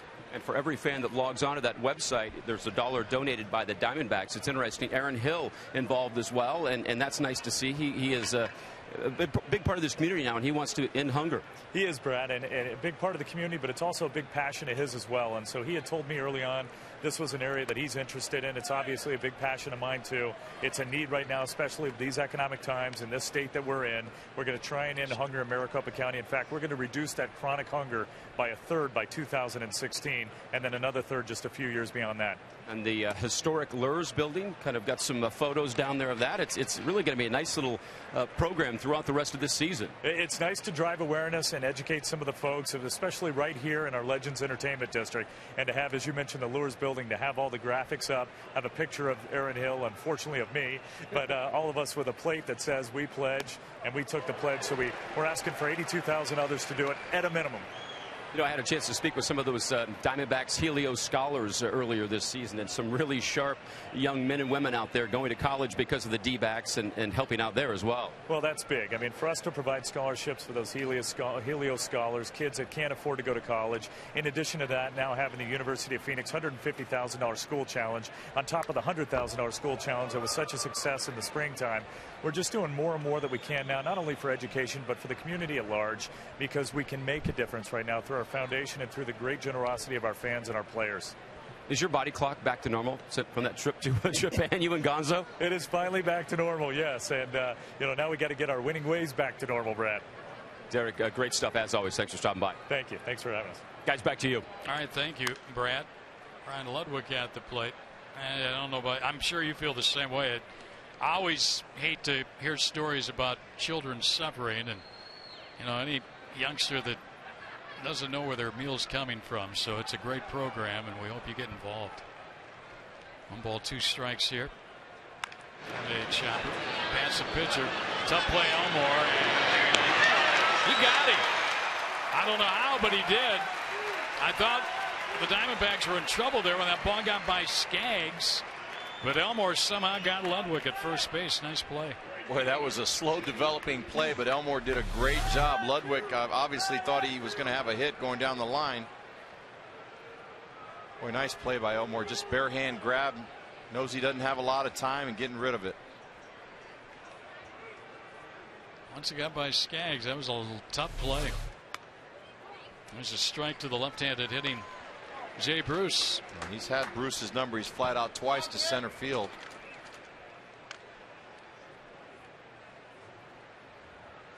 Skaggs could use a quick inning. He could use an easy inning. No stress this inning. He's had 4 stressful innings thus far. I mean, the Reds have stranded 7 base runners in this ball game. Nice curveball there by Skaggs. Get up in the count 1-2. Oh, take a seat. Jay Bruce knew it. He's caught looking. 2 outs in the inning.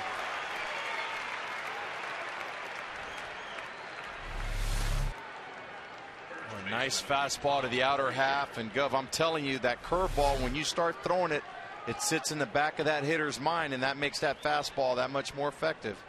I'm telling you, he was looking for that curveball for a 3rd time. And got the fastball middle away. 2 quick outs now for Todd Frazier, who the first 2 times at the plate has swung at the first pitch. He took this one. First time up, he doubled. Ground rule double to left center. Last time up, He fouled off a pitch, but then ended up flying to center.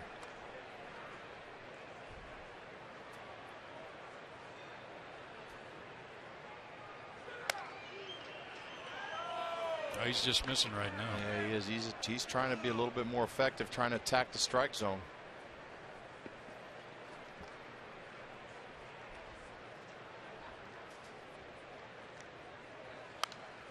A late swing and a foul. Well, now he's got to be thinking about that curveball. This is where you sneak that fastball right by him.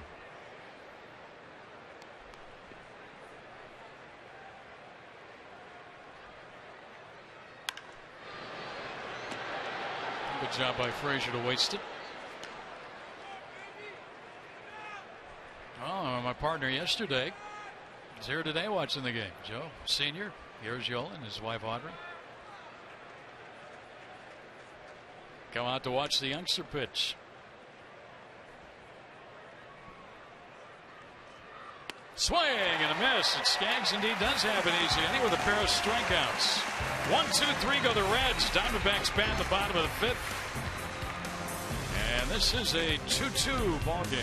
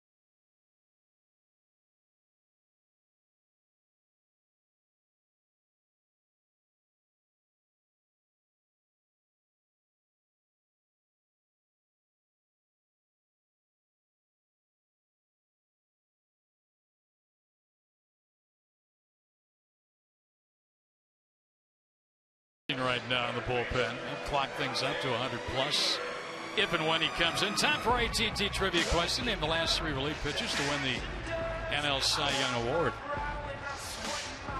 I'm going to have to say Eric Gagne was right there. You got the other 2. Oh, thanks. Appreciate it. Well, I know his name has been coming up quite a bit, Chapman, for this year. Yeah. As well it should. Ryan Willard takes a strike. There's still thought that he might join that rotation eventually. I think for right now, the way that whole season's worked out for these guys, he's fit in nicely as the closer.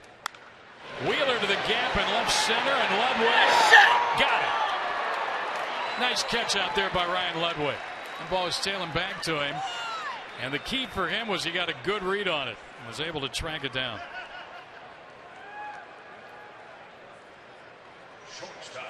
Oh, he hit that ball hard. A nice swing by Wheeler to inside out left center field. Ludwig just got a good jump on it. With a concentration and focus.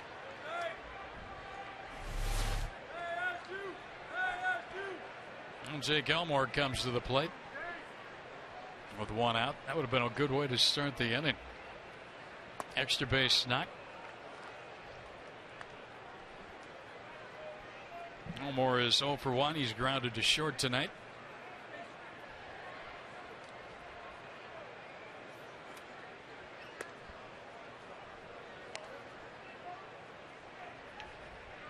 Arroyo now over 75 pitches. Yeah, they really made him work in that 4th inning. 10-pitch at bat alone by Kubel. That's a base hit by Rowland at 3rd. Well, if you get by Rowland, you've done your job. He's been a vacuum cleaner over there for all those years at 3rd base.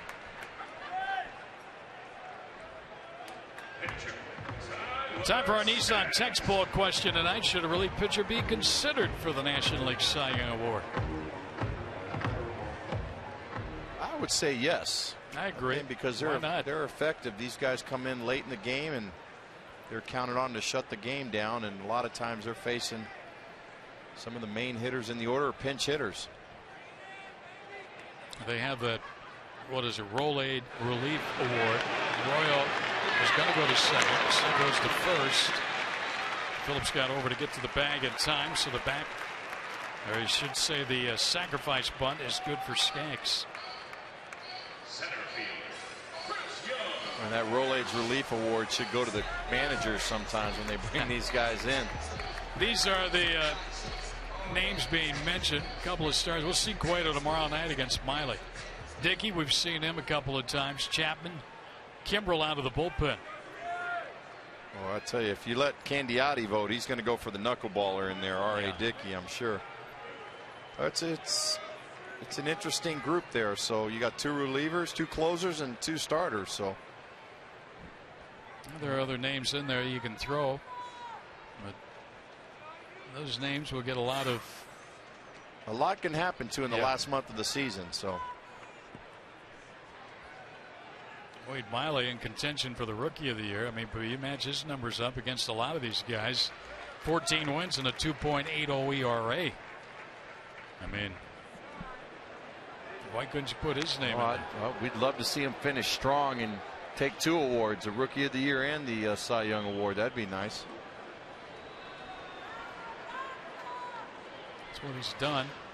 151 innings. Look at that walk total, 27 total. That's impressive. 151 innings pitched with 27 walks. That's impressive. So Young now with a 2-out chance and a 2-0 count. And again, come on out tomorrow night. 2 pitchers that have won a combined 30 games between them. Cueto and Miley. Boy, that should be an outstanding matchup.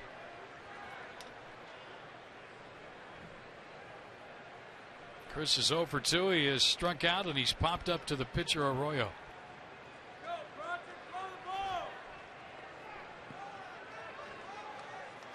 This would usually be a fastball count, but with Arroyo you never know, and he got one over at 82 miles per hour, 81.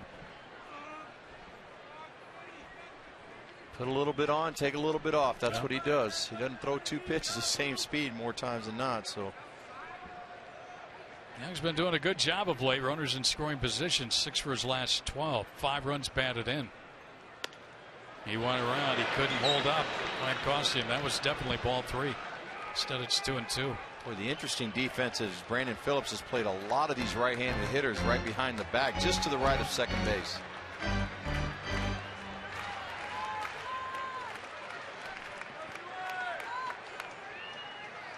They do not expect Chris Young to even attempt to go to right field. And he goes to right field, they're going to say so be it.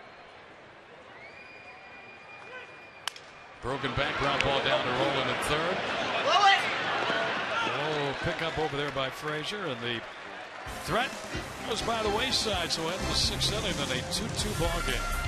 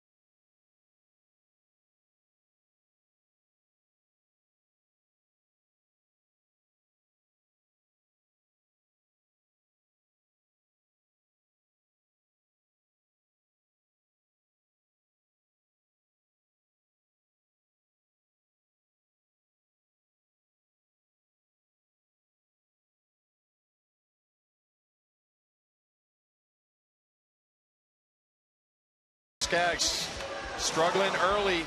There you see him hitting Brandon Phillips. Curveball down in the dirt. Another curveball. And then he settles in. Fastball away for a strike. Curveball in the strike zone.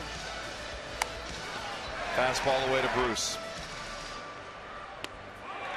Well, he's really starting to settle in now, and the key to Tyler Skaggs is getting that curveball over for a strike. When he's throwing that pitch for a strike, that's 2 pitches that are effective for him. And he had his easiest inning of the ball game in the 5th when he retired the side in order with 2 strikeouts. He'll have Roland, Hannigan, and Arroyo due up here for the Reds in the 6th inning. And when I say throwing that second pitch effective for a strike, if you keep throwing that curveball for a ball, then they can go up there sitting on 1 pitch. When you start throwing that pitch for a strike, then it sits in the back of their mind. Now there's 2 pitches that he's effective with, the fastball and the curveball.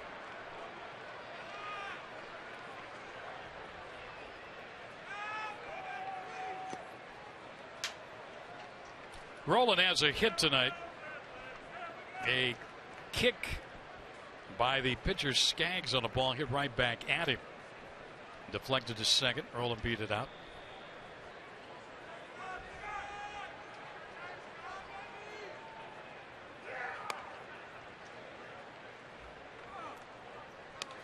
Glenn Sherlock is on the phone. Diamondback bullpen catcher coach. 90 pitches now for Skaggs. Threw 99 in his first start as he got into the 7th inning. He's 3-1 on against a dangerous hitter here in Scott Rolen. Right, and that's 90 pitches in a 2-2 ball game where the opposing team only has 4 hits.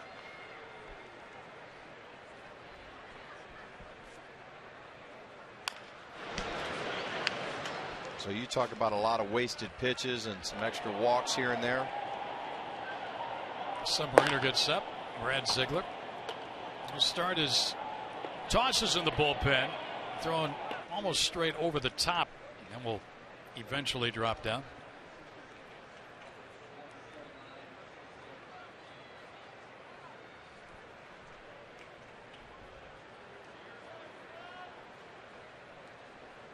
A big pitch coming up here to lead off the inning. 3-2 on Scott Rolen. Got him. 3rd consecutive strikeout for Skaggs. And 1 out here in the 6th. He came back nicely. Boy, nice pitch by Tyler Skaggs. Just getting that fastball right down the middle. Scott Rolen, pretty good fastball hitter. Wasn't able to catch up to it. So after trailing in the count 3-1, he came back, got 3-2, and then struck Rolen out. And now here's Ryan Hannigan, their catcher.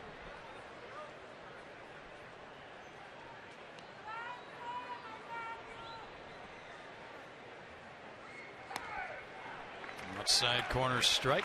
Let's take a look at our high-speed pitch brought to you by CenturyLink. The 2 hurlers here tonight, 89-92.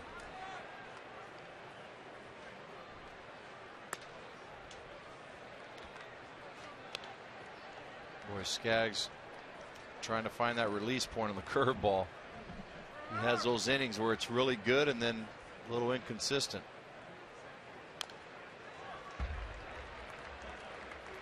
1-2 the count.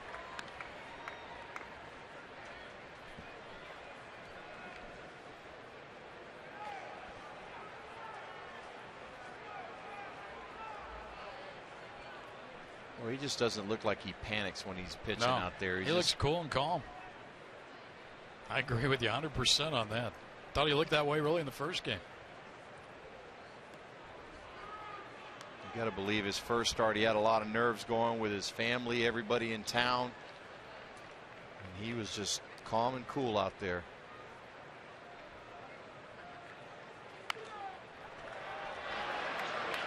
Montero calls for it. 2 outs here.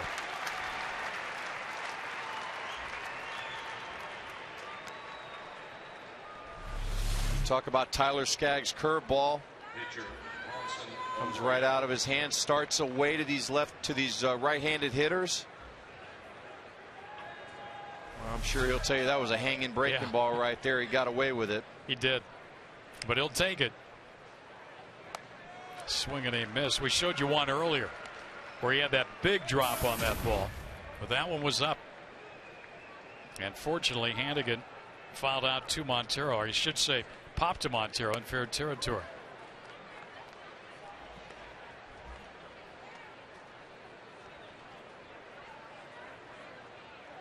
There's a little slugger.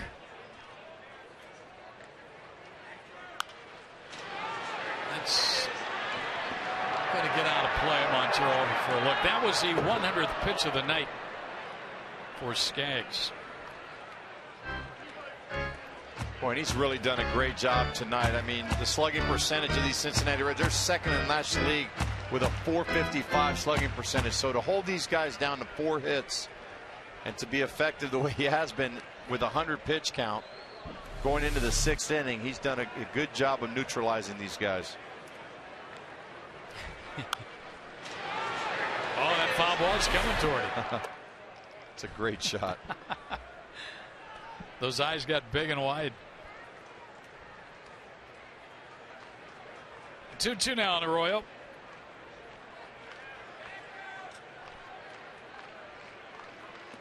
And he struck out. The ball gets away. Or he did. I guess not. He didn't call that strike. I thought Jim Wolf signaled strike 3, but I guess he didn't. And the count's going full 3-2. Montero thought it was a strikeout, I think. He went after the baseball. He thought it was a swinging strike. Yeah, he went a long way for it, too. He picked that ball up over by the dugout. See if we can see Wolf's reaction, too. Oh, they appealed. And no swing down at first. I want to get out of play. Now, this could be Skaggs' last inning of work now. He's over 100 pitches. Not that he can't throw more, but I think they want to take it a little cautious with the younger guys. Well, not only that, this is our future right here, this guy. Corbin, or excuse me, Arroyo hanging tough.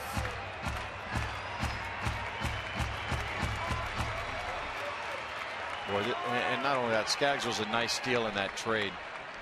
Yeah. Heron.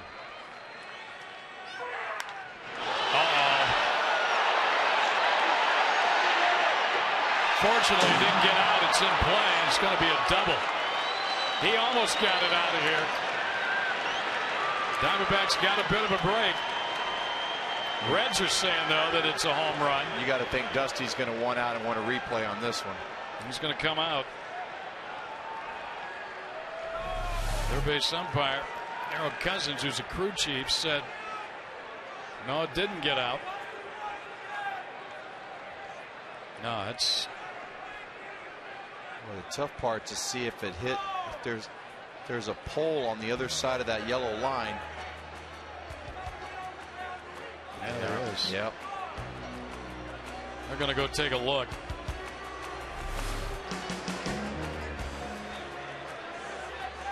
They're going to go take a look to see what kind of verdict they come back with. There you see the crew chief, the last one in, Daryl Cousins. He's probably going to be the one to come out and make the call.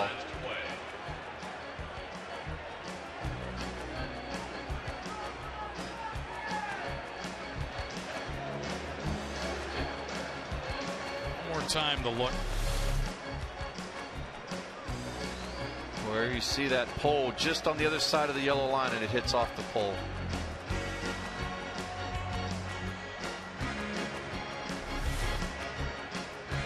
Unfortunately for Skaggs, he left that ball over the middle half of the plate, right down Broadway.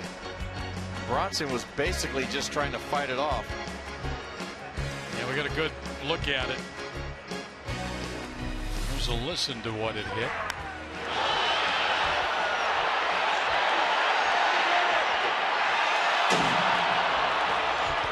That was on the ricochet over there. All the Reds are saying home run. Matt Latos will start the game here on Wednesday. That's him.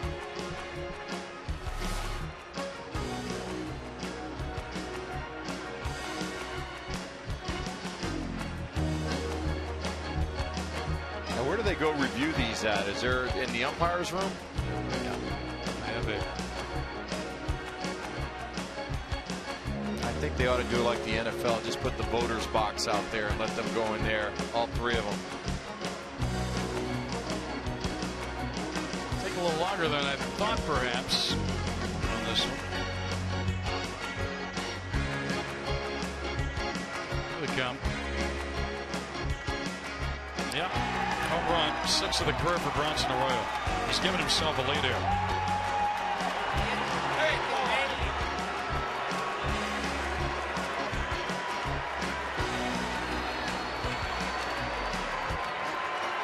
That's the longest time it has taken for a home run to be determined.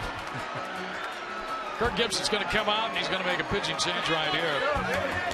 So Skaggs just couldn't get that third strike by Arroyo and made one a little bit too good. And Arroyo got it out after the review. And Skaggs will leave after going 5 2/3 here tonight. He trails though 3-2 as he walks off the field.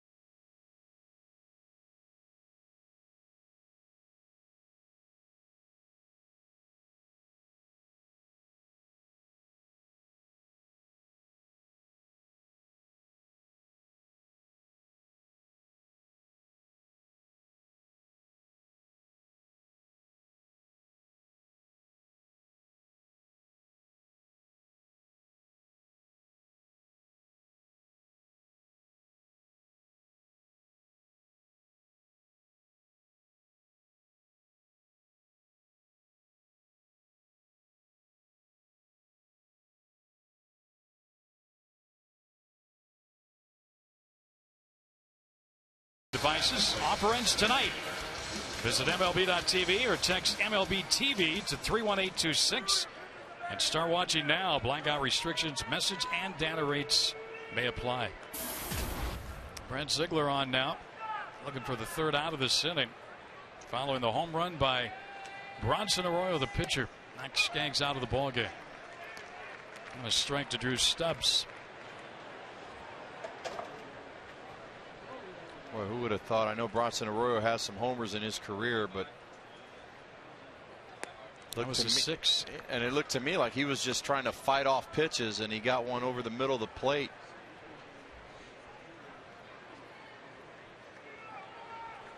And got him the lead. And you know the bad thing late in the ball game like this, with that Reds bullpen as good as it is,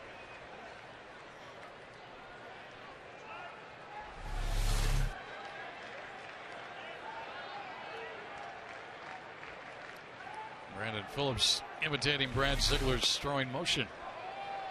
Ziegler thought he had strike 3 there. By the looks of Brandon Phillips, he probably doesn't want to face Ziegler throwing from down there.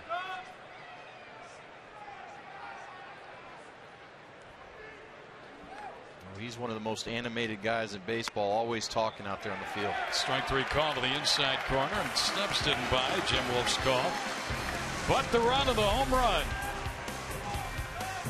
And the Reds shoot on top, 3-2.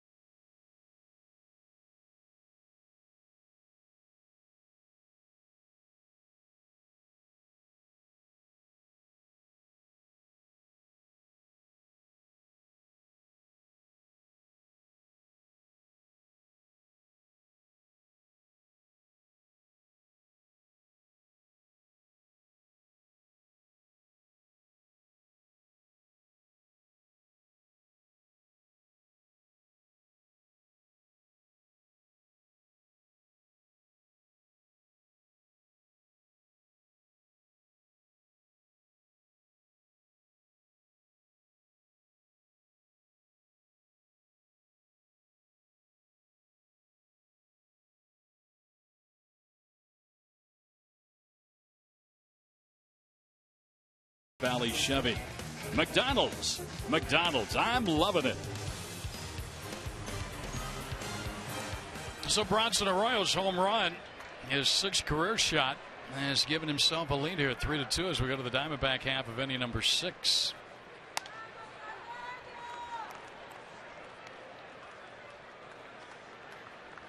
Aaron Hill at the plate. And it'll be followed by Kubel and Goldschmidt. So Tyler Skaggs' 2nd major league start is over. That's hit to left field, but Ludwig will make the catch, one away. Skaggs, after he came out of the ball game, was visiting with pitching coach Charles Nagy, and it's just like watching. Well, this is part of the growing pains right here, being a young pitcher in the major leagues. It's part of Charles Nagy's job too, is to work with these kids, tell them what went right, what they need to work on. Kubel takes a strike. They've got the shift on again. Well, Greg, not only that, but Nagy's a psychologist too, because you got to work with the psyche of a lot of these young players. They've never been in these situations before. Those pitches work well in AAA and AA. They get up here in the big leagues, they get hit. So you know, you got to pick and choose your words. You got to keep these guys positive. You got to keep them moving in the right direction. These guys are bright young pitchers, going to be around for a long time. 1-2 now on Jason Kubel. And really, if you think about it, in our rotation right now, Ian Kennedy, if they're here last year and Ian Kennedy was pitching the way he was pitching, they can learn from him. But he's been struggling himself, so he's not out there to lend that extra hand to these guys. He's worried about his own numbers right now of going out there and being effective. Those are the 2 right-handers in the rotation, Kennedy on the left and Cahill on the right. And they will pitch first couple of games in LA against the Dodgers. Ooh, Kubel got maybe a little lucky there. It looked pretty good, but it's ball 3, 3-2. Well, I think the Diamondbacks now, they just got to keep that positive influence in there, and you know, they've caught some tough breaks here in these last couple of days. They just got to keep plowing away. They can't feel sorry for themselves in there, thinking here we go again. No, and again, it's been a 2-5 homestand. The Diamondbacks haven't hit. The starters have an ERA coming into this ball game over 7. So it's been some trying times here.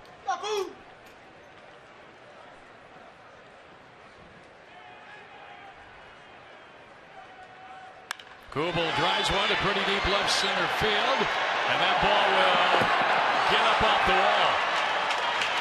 That was a good swing there by Kubel. He's got a double with 1 man out of the inning. Well, a great swing by Jason Kubel. Drove it to the deepest part of the ballpark, just to the left of the 413. Seems like we see her out there a lot of times with a lot of positive signs.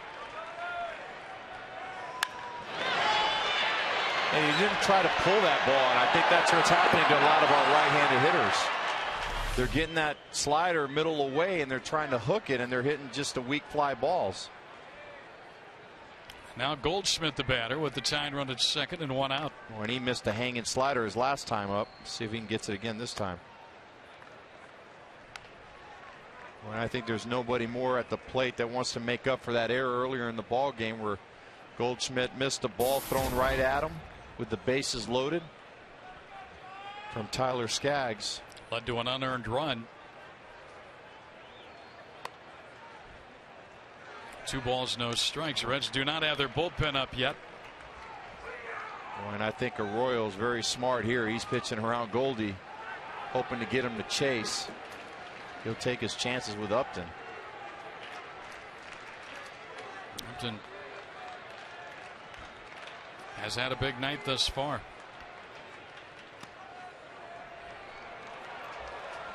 There's that drop down slider, took a little bit off of it, 70 miles an hour.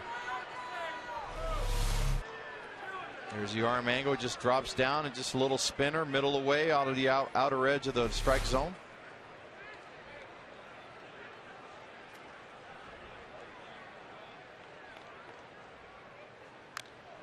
With Falderbank had a good cut. Goldschmidt's average has dropped down below 290 now.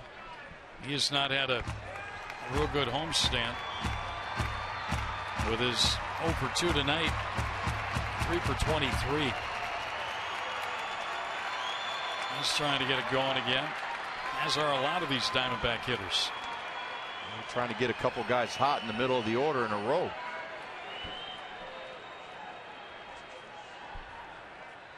The aggressiveness is there. The pitch selection is what's been killing him. He fought that one off, fouled it back. A nice job by fighting off the pitch.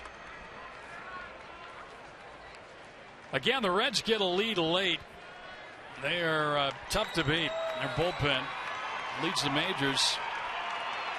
And bullpen ERA at 2.81. Those guys know how to shut down a ball game. And they've added Jonathan Broxton to the mix. Go along with Marshall and Chapman. Ground ball to the right side. It wasn't with a runner, but it's going to be the second out of the inning. As Phillips throws out Goldschmidt. D-bag fans, visit your local UPS stores and donate a new book to receive tickets to the upcoming D-bag series with San Diego, September 18th through the 20th. All donations received will be matched dollar for dollar by the Diamondbacks Foundation and will benefit the Toys for Tots literacy program presented by the UPS stores. D-backs will also be collecting books during the game September 16th at the Community Clubhouse. A great cause right there. Here's Upton, who's 2 for 2 against Arroyo tonight. A home run and a base hit. He's driven in both Diamondback runs.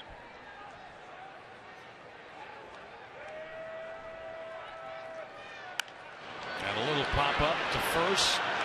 This inning is over. To the 7th we go. 3-2 Reds.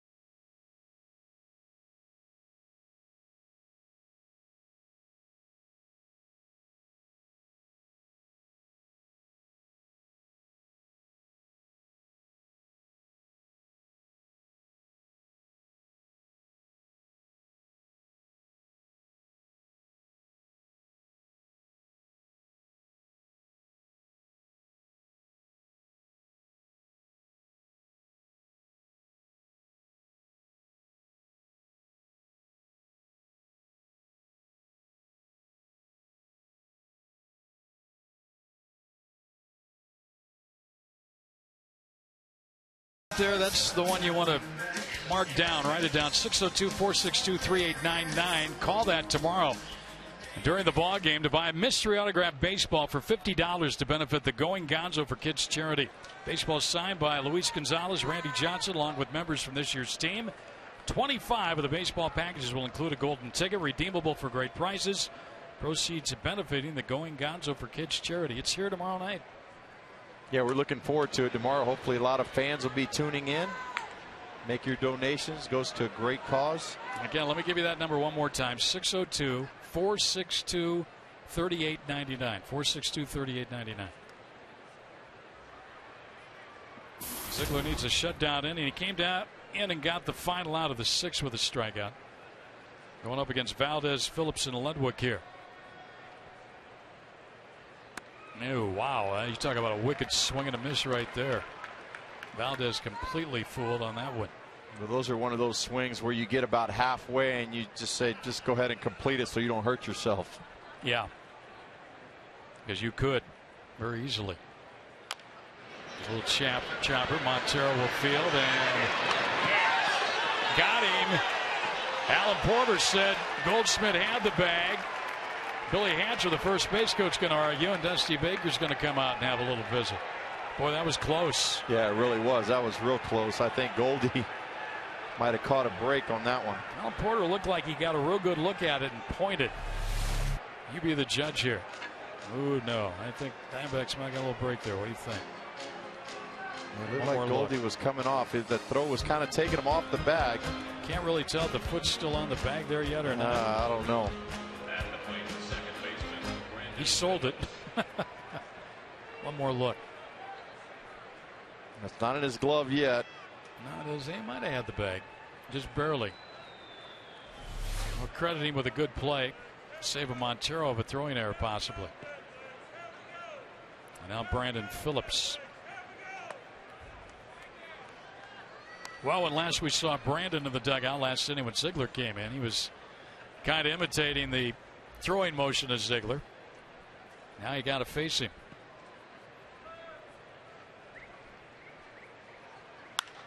Liner that skips right by Goldschmidt in the right field.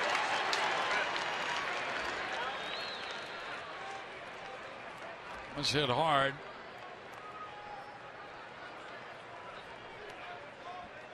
Left fielder Ryan Ludwig. They give him a hit.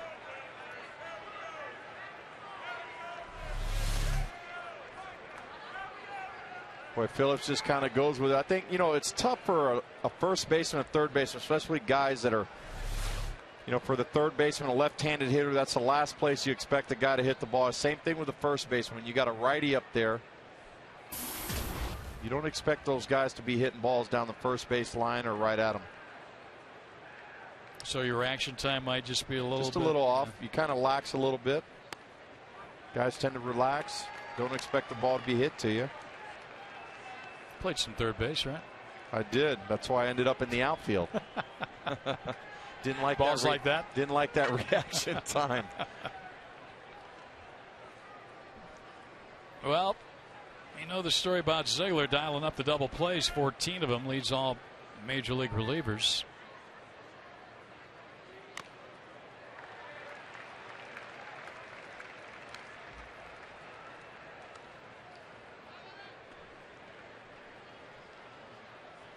Well, I tell you, it's just our team just looked flat the last couple of days. They just don't have any kind of little extra oomph out there. And when you don't hit, and collectively as a team, you struggle like that. It's almost like everything just goes in slow motion.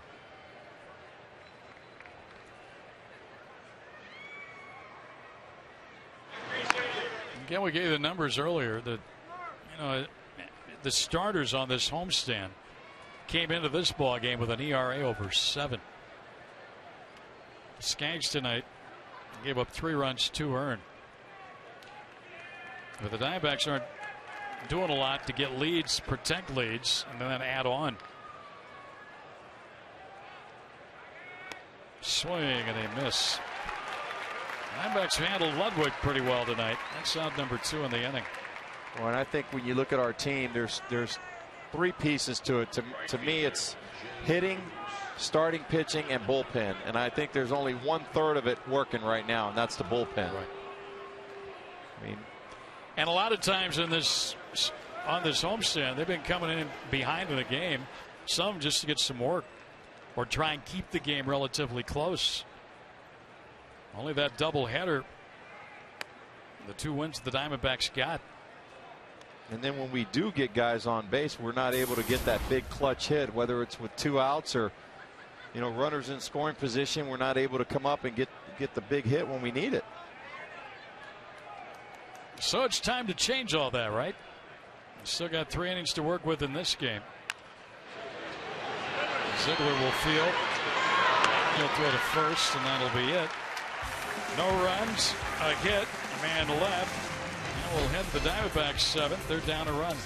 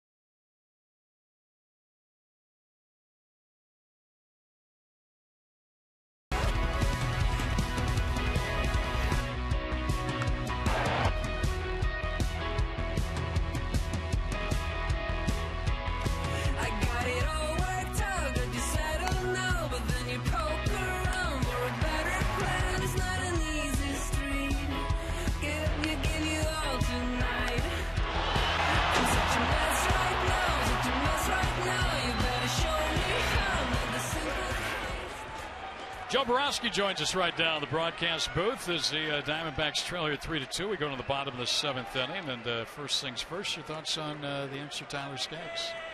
I thought his command was better than the first game he pitched. He worked himself out of some trouble that he got himself into. I thought a little inconsistent with the curveball, but I thought he threw his changeup a few more times today. It's going to be a learning process for him. He's not going to come in here and just completely dominate. And it's small steps, but he's still managing to keep the team in the game, which is the most important thing. But I thought there were some bright spots to it, and unfortunately it's going to be a learning process for him. Montero leads it off here for the Diamondbacks against the lefty Sean Marshall, who's in relief now. So the Diamondbacks get to fool with their bullpen the rest of the way. Marshall and Broxton and Chapman, the big three at the tail end. This guy's had a pretty good career. Sean Marshall, longtime Cub. Swing and a miss. You played for Dusty. You know how he handles a pitching staff. Yes. And he's done a pretty good job with this year's ball club. He's done a great job with this year's ball club, and he's always had the reputation of he's always overused his bullpen and things like that. And you know, people always ask me what I thought about it when I played with him in Chicago, and for me, I didn't think that was the case. You got to realize something as a manager, when you're using your bullpen, you're using the guys who are effective. And unfortunately, most bullpens aren't like Cincinnati's is this year, where you have most guys that are pitching very well. So you're not gun shy to bring in one of those guys. But when you only have 2 or 3 guys that are throwing well in the bullpen, you're more apt to use them when you're ahead in games. And if your team's doing well, yeah, of course those guys are going to be used a lot more. So it's tough. It's a double-edged sword. But when you got a bullpen like he's got in Cincinnati this year, it's easy to work with that. Brian Price is pitching coach, longtime Diamondback pitching coach, seated right next to Dusty. There's Brian. Montero fouls one back and out of play. BP working with Dusty and this Reds pitching staff. They've had their 5 starters pretty much. They've only had one other starter. Yeah. That was in a doubleheader game. Otherwise, they've gone 5 all year. And they've been right-handers. And, Joe, you know, when you got a bullpen like he does right now, that shortens the game up, makes those starters, they know they just got to hold the team close, and they got those guys they're running out there. When you have 3 guys like Marshall, Broxton, and Chapman you could bring in for the 7th, 8th, and 9th. Hey, starters, go out there, keep us in the game for 6, and we'll lock this down for you. And on occasion, you'll probably get one of those starters who's going to complain a little bit about coming out of the game, but not too much. But yeah, Marshall's been very, very good. He had the closer's role briefly. Yeah. Had some good years with the Cubs. Montero trying to solve him here, though. This will be the 8th pitch of this at-bat for Miggy. And the success of the bullpen all comes from, like you were saying, with the starters. When you can have 5 starters that make every one of their starts the whole year, that doesn't happen very often. You can't, you can't get ready for injuries, somebody not who's sore or whatever it is. But these guys have stayed healthy, and that also translates into the bullpen being effective because everybody falls into line. They're not getting extra innings in where they're having to take up for starters who don't last. Ludwig's got a beat on that. And he makes the catch. Our Nissan textbook question. We'll get Joe's thoughts on this. Should a relief pitcher be considered for the NL Cy Young Award? 71% say yes. 29% no. They do have a relief award now for relievers. But I mean, Cy Young, best pitcher. I mean, a reliever could be a best pitcher, couldn't he? Yeah, you better do something really special if you're going to be. And I'm thinking, okay. Yeah, I mean, I'm thinking back to where I think a reliever would have deserved it. And the only reliever that comes to mind is what Gagne did in L.A. When you go perfect, what was he, something like 55 for 55 that year, under a 1.5, that right there is total dominance. And, yes, you should be considered. But I lean toward the starters. I think it's an award for the starters because of what they're doing. Relievers, you better do something that really just stands out unbelievably. All right. This is a tough at bat, I would think, Luis, for a kid like Wheeler facing a guy like Marshall. Oh, there's no doubt to think for him. He's got to try to keep his front shoulder in on this guy. There you see him turning in on the inside on the breaking ball. Right on cue, as if Marshall heard you and said, well, I'm going to test him with that. Well, I mean, it's tough when you got a young player like this. You got a veteran pitcher out there. The only time maybe you've seen him on TV, a couple times on tape, but until you actually get run out there, and that's the tough part right now for the Diamondbacks, because we're running a lot of young kids out there, and we're trying to stay in this pennant race. And really none of our third basemen have really run away with that job, and Wheeler and Chris Johnson. Fights it off, fouls it back. And, you know, if you look at it, I mean, Elmore started at short tonight. Wheeler at third base. Goldschmidt is in his first full season. I mean, right now he's going through a few growing pains on this homestand. Yeah, so in the long run, this is great for these kids that gain experience. Absolutely. But for right now, the short term, we'd love to see veteran guys out there trying to win these games. He strikes out. It's 2 quick outs here in this 7th inning. And for me, that's too big a swing with 2 strikes. You got to have some kind of 2-strike approach. I mean, we're only in a 3-2 game. You got to try to get on base somehow, try to fight something off. It's Jake Elmore, who's gone to the Blues Brothers music because everybody wants to call him Jake Elwood.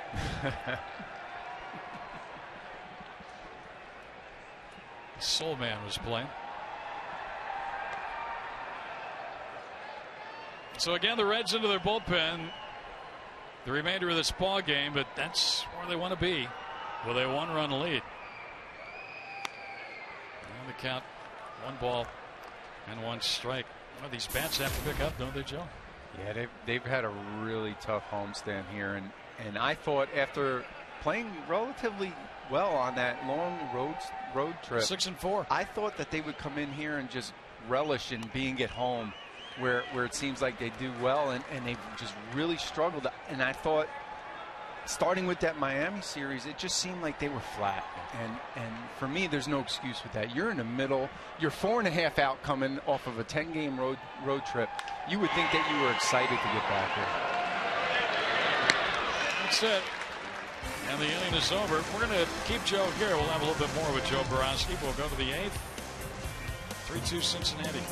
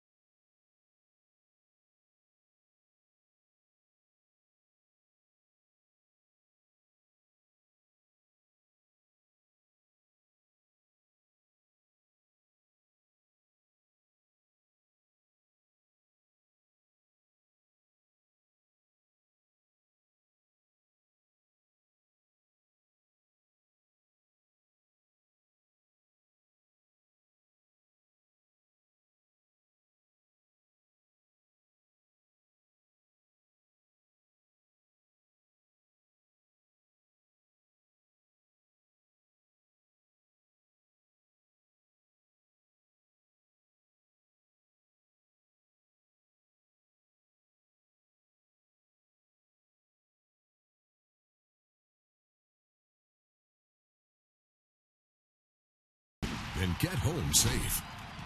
With great beer comes great responsibility.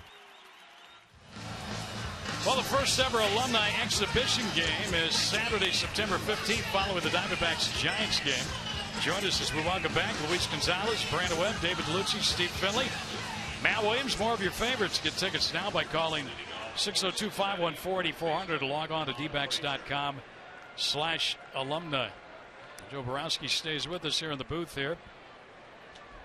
As Matt Albers comes on. What do you think of Albers so far since he's joined the D-backs? So far, so good.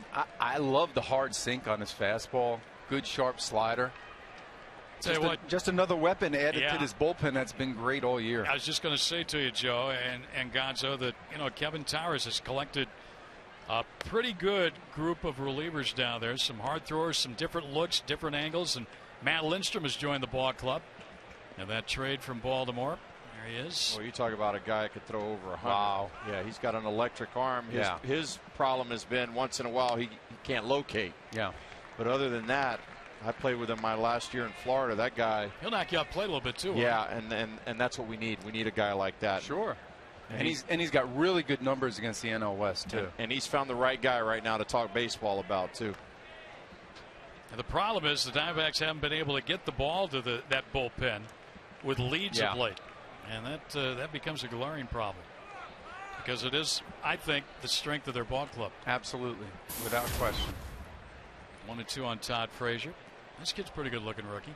He might beat Wade Miley's biggest contender for the Rookie of the Year voting. It's going to be interesting where they start putting him when Votto comes back. He will play, though. Oh, absolutely. Yeah, you will find a place for him. He puts up those kind of numbers and grounds this one is short to Elmore. 1 out. Well, you just got to keep pushing through here. The Dodgers were handled easily tonight by the Rockies. Actually, it was a close game until the 8th inning. The Rockies broke it open with a 7. And they went on to win that ball game 10-0. The first batter that Josh Beckett faced tonight, Tyler Colvin, had a home run. Welcome back to the NL. Well, and everybody talks about L.A. picking up all these players. That's great. But you can have all the biggest salaries in the world. That doesn't buy you wins. And they still got to go out there and do the job. Another one to Elmore. Hit by Rowan. Number 2, Joe Borowski, Gonzo, Scott Rowland, Hall of Famer. When his career comes to an end? I mean, he's got some good numbers. Is he borderline? I think he's right on the fence. I don't think he's a first ballot, but he's done some special things defensively. I think he's 6 Gold Gloves. Unbelievable third baseman. Everything else is right there where it could be construed as possibly, but I don't think he'll be first ballot. Yeah, I think the thing with him is last 4 or 5 years, the injuries has really knocked him down. I mean, if he would have stayed healthy all those years, I think he's a no-brainer. I think right now he's, like Joe said, he's one of those guys that's on the fence. Again, we looked it up. He debuted with the Phillies back in '96. Yeah, that's a long I remember career. facing him many times being in NL Central. He was the next Mike Schmidt. He had some good years with the Phillies, but then went on to St. Louis, had some good years there, Toronto, and now Cincinnati. Okay, here's the question. If he is a Hall of Famer, whose uniform or whose cap does he wear? Now, MLB makes that decision. Yeah, right? I think the players will have. I think they can have their voice. Well, but I think MLB determines, right? Did he play the longest with the Cardinals or with the Phillies? That's a good question. What do you guys think? I mean, I'm thinking. I would say as the Phillies, he came up. He played 6 years. Yeah, and that's where he kind of busted out onto the scene. Yeah, I would think the Phillies is where he made his mark. But he was able to win a world championship, right, with the Cardinals. He had some special years with the Cardinals too. He got it rolling though with the Phillies. And the Phillies had some good teams with him over there.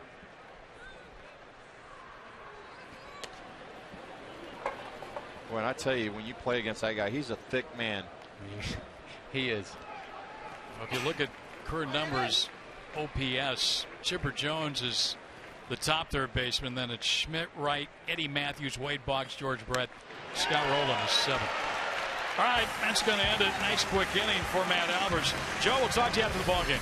Absolutely. See you, Joe. See the Diamondbacks can rally to win this one. Getting late.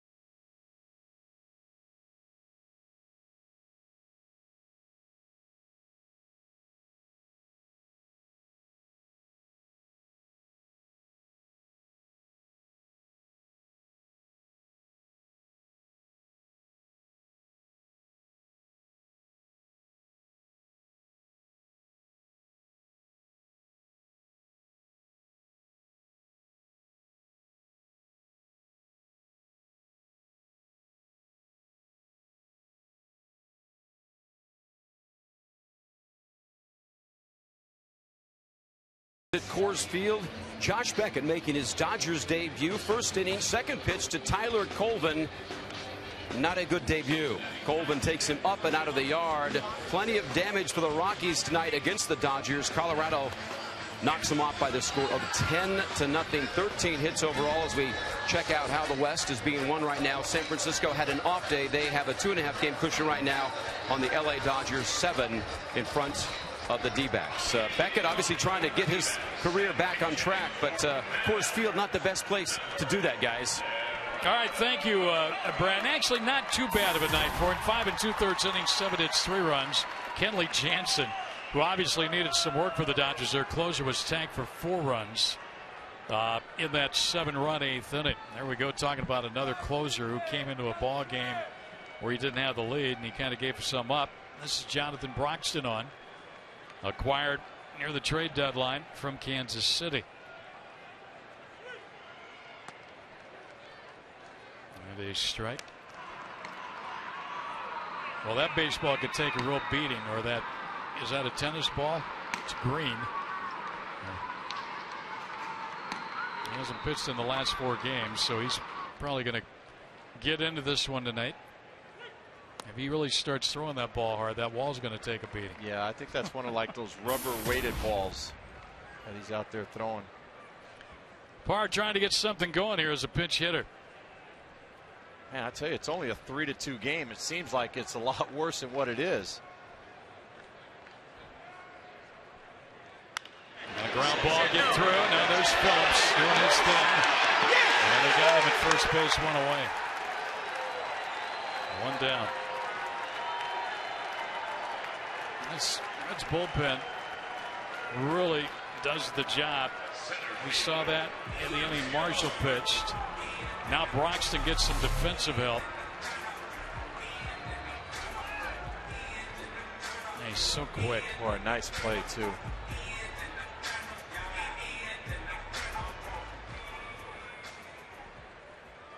Frustration on Parra's face. You know, a good bullpen though for Cincinnati is not out of the norm. They've had a good bullpen since the turn of the century here. They always seem to find those arms, and Walt Jocketty went out, got this guy Broxton. You go back to 2000, and the Reds rank 5th in bullpen ERA in the major leagues. Here's Chris Young.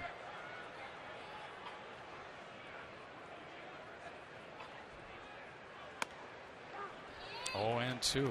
96-mile-an-hour fastball. And then you go back and you think about the Cincinnati Reds when they in the 90s. Yeah. The Nasty Boys with Dibble, Myers. You know, those guys, they were coming in the games, closing them out early. Only one American League team there. You see Dodgers, Braves, Padres, Reds, 2 of those teams in the NL West. Kevin Towers' Padre teams for all those years. Swing and a miss. And that's out number 2. Answer to our AT&T trivia question. I forgot what the. Oh, there it is. Named last year elite pitchers to win the NL Cy Young Award. We gave Eric Gagne. Another 2 are Mark Davis, one-time Diamondback, and Steve Bedrosian, Bedrock, back in '87 with Atlanta. Oh, Bedrock's the guy I got my first major league hit off of. Wow. Now, you know Broxton, he's a former teammate of yours when you were with the Dodgers. He is a big man, Gonzo. He is. I used to call him the gentle giant. He looks like he weighs about 300 pounds. And he does. And you would never know he was on the team. He'd walk right by the quietest guy in the clubhouse. What's his waist size? How would you like to go out and buy a pair of pants? I actually went jean shopping with him one time, him and Brad Penny, and that was the funniest thing I've ever had to experience. And Hill didn't get it and couldn't lay off, and it's 0-2. Well, they couldn't find a pair to fit him, obviously. There's not a lot of jeans that are going to fit those thighs and that back end, so I think most of his clothes have to be custom made. He is 6'4", and he weighs. Look at that! Look at him and look at Hill. Yeah, look at that. Yeah, don't adjust your sets. This is the actual size of these 2 men. 6'4", 300 pounds.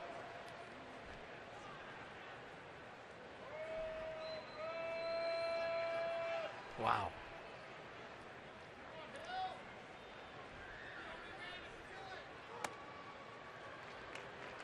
You almost feel like you got to get a run here or two just to avoid. You're going to see Chapman anyway. But, oh, no, if you get the lead and then hold. So let's get 2 here off Broxton. Not have to worry about Chapman. Right in the bottom of the 9th. Let's win it. It's going to take some from Hill, though, to keep this inning going. He laid off, and it just missed. A couple of the Reds were heading off the field. They thought that was strike 3. Way off the outer half, and you see Hill. He's kind of leaking. You know he throws 90+ miles an hour, but more closers aren't going to be coming in on you, especially with Hill, a home run power guy. They're going to be throwing him middle away. You got to try to get jammed or square something up the other way. Wow. Tough take, good take, 3-2 now. It's a great take, 89 miles an hour breaking ball, especially after you throw the 97 fastball. You see on the Fox track, I mean, everything is away. Most relievers come in the game, they don't want to get beat inside. They're going to throw you middle away. So as a hitter, you should be looking out there. If you get that one in, you lay off of it. The only thing now with 2 strikes, you got to protect.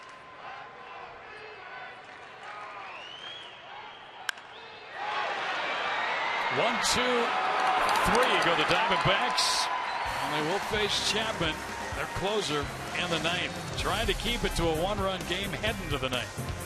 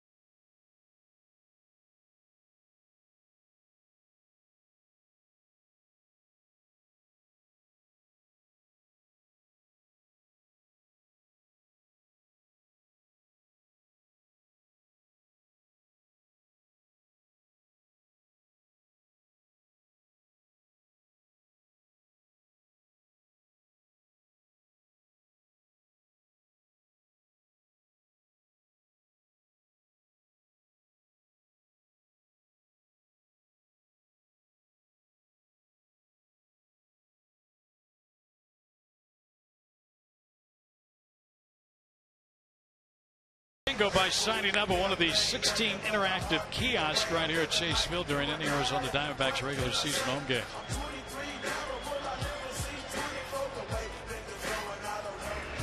Time to take a look at our Chevron upcoming schedule. Cueto and Miley, a combined 30 wins between them tomorrow night here. Look at the ERAs. Batting average against, a lot of similarities there. A few more strikeouts for Cueto. That should be a dandy pitching matchup. I hope you join us. Oh, what a fun matchup. Can't wait for that one tomorrow night. Okay, here we go to the 9th inning, and David Hernandez has come on, trying to keep this a 3-2 ball game. And he throws up high to the pinch hitter, Xavier Paul. He's batting for Broxton. Here's another case where Hernandez has to pitch in a game in which the Diamondbacks are trailing.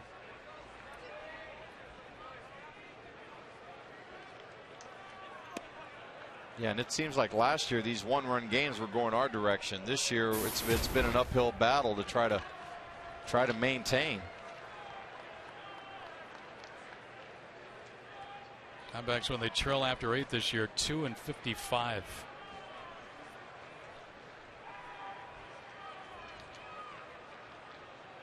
There's a strike. Diamondbacks in 1-run games, 10-19. Cincinnati's gone 22-18.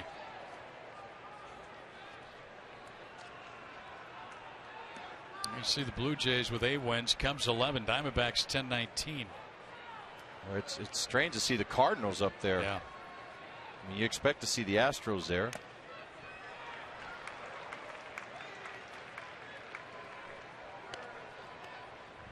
The Flamethrowers getting ready in the bullpen for the Reds. Marshall and Broxton did their jobs in the 7th and 8th innings. There he is.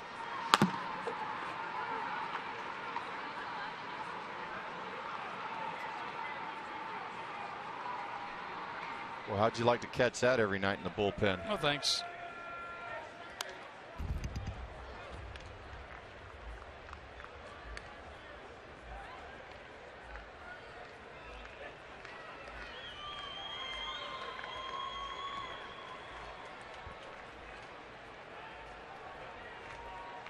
Ziegler, Albers, and now Hernandez out of the bullpen tonight. Skaggs went 5 2/3 innings. And the go-ahead run, a home run by Bronson Arroyo. Full count 3-2. And they had to review the play. They got it right, the umpires.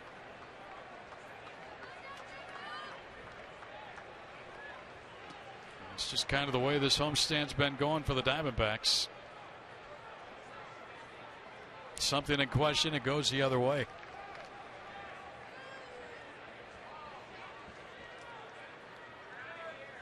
Oh, Paul lucky to stay alive. It would have been ball 4 and he chased it, but just got a piece of it. Well, when you got 3-2 count up there, you're trying to be defensive a little bit. Anything close, you want to try to foul it off, and he did exactly what he wanted to do. As a hitter, if you think it's going to be close, maybe called the strike, you got to try to take a pass at it.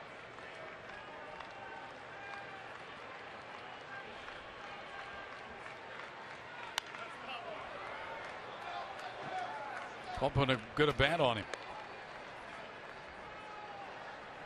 Well, and I think Hernandez left that pitch a little bit too good, better than what he wanted to. He left that one right down the middle. Paul was leaning out over the plate looking for something away. Only 11 hits in this ball game.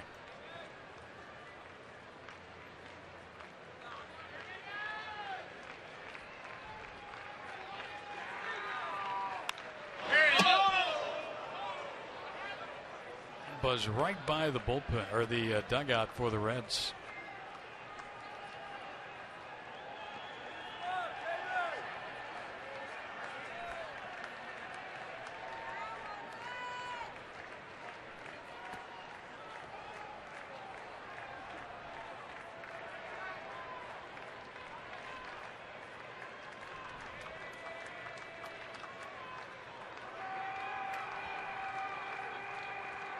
Got him. Boy, great pitch by Hernandez. Breaking ball down under Paul's hands. Down and into a left-handed hitter. D-backs 2013 season tickets on sale now. Become a season ticket holder. Enjoy all the benefits, including exclusive player access, early entry into Chase Field to watch batting practice, priority to purchase postseason and spring training tickets, and the opportunity to exchange or donate unused tickets. Call 602-462-4600 to log on to dbacks.com/tickets. So Hernandez with a strikeout, his first batter faced. Top of the order now, Drew Stubbs.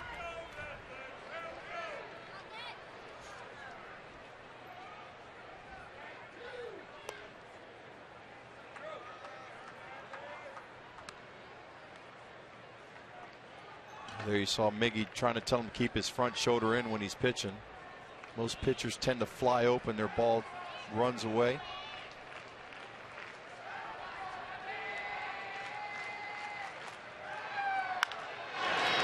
That'll be a quick play for Elmore, and got him at first on a nice play. Well, I tell you, and Elmore's gotten a lot better. The first couple nights playing shortstop, he made a couple of those plays. He took his time. One time earlier in this homestand, somebody beat it out. Now he gets it. He quick release and gets rid of it. And I guarantee you that's Alan Trammell, Matt Williams talking to him, working with him. There's Wilson Valdez Game speeds up when you get to that major league level. It really does. And when you got those guys at the top of the order, they're going to run straight through the bag. Big swing and a miss. Especially when you're a young player in the major leagues, it's not automatic that you're going to make that play. So they're going to hustle down that line.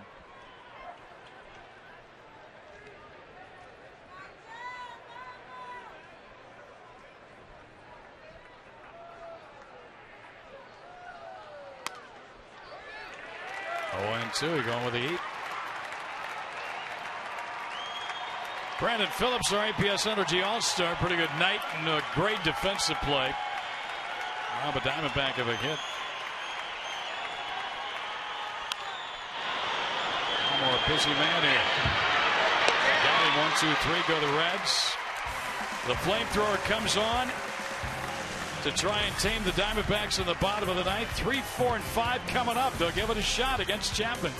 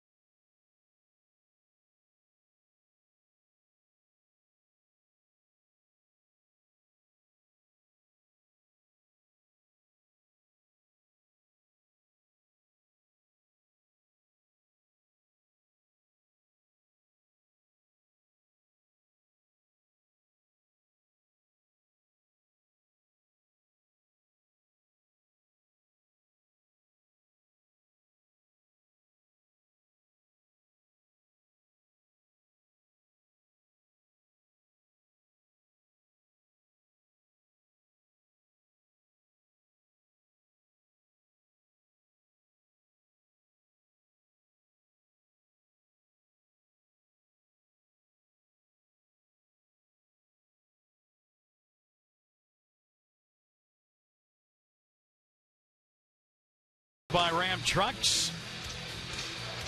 How about Justin Upton? Home run left field against Bronson Arroyo. First time up. Knocked in the first run, put the Diamondbacks on top.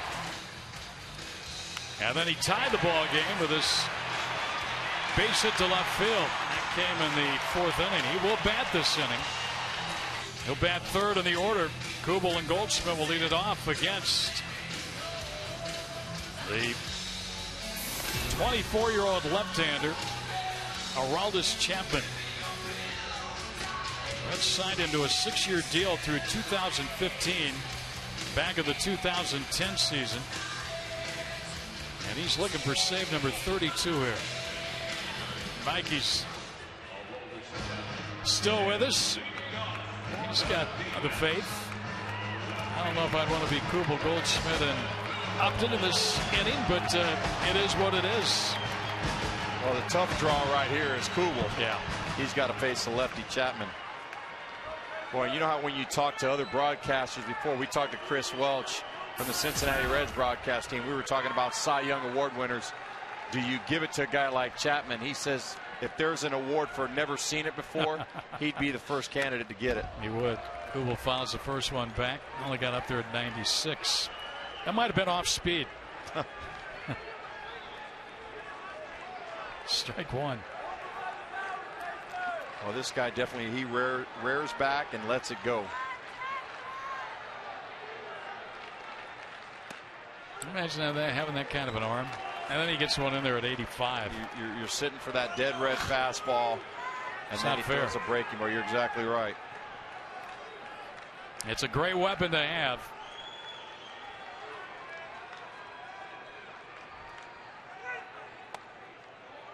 Missed a little up. Boy, you talk about left-handed batters against Chapman. He's faced 72, only 2 extra base hits. He's only given up 7 hits, 40 strikeouts, and 3 walks. That's getting it done. Kubel made contact, but he grounds out one away here in the 9th. And now Goldschmidt. These are your two guys you want up here.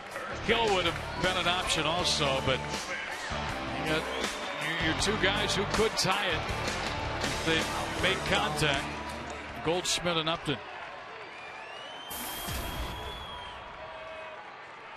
Goldschmidt's had a rough homestand. 0 for 3 tonight with a strikeout.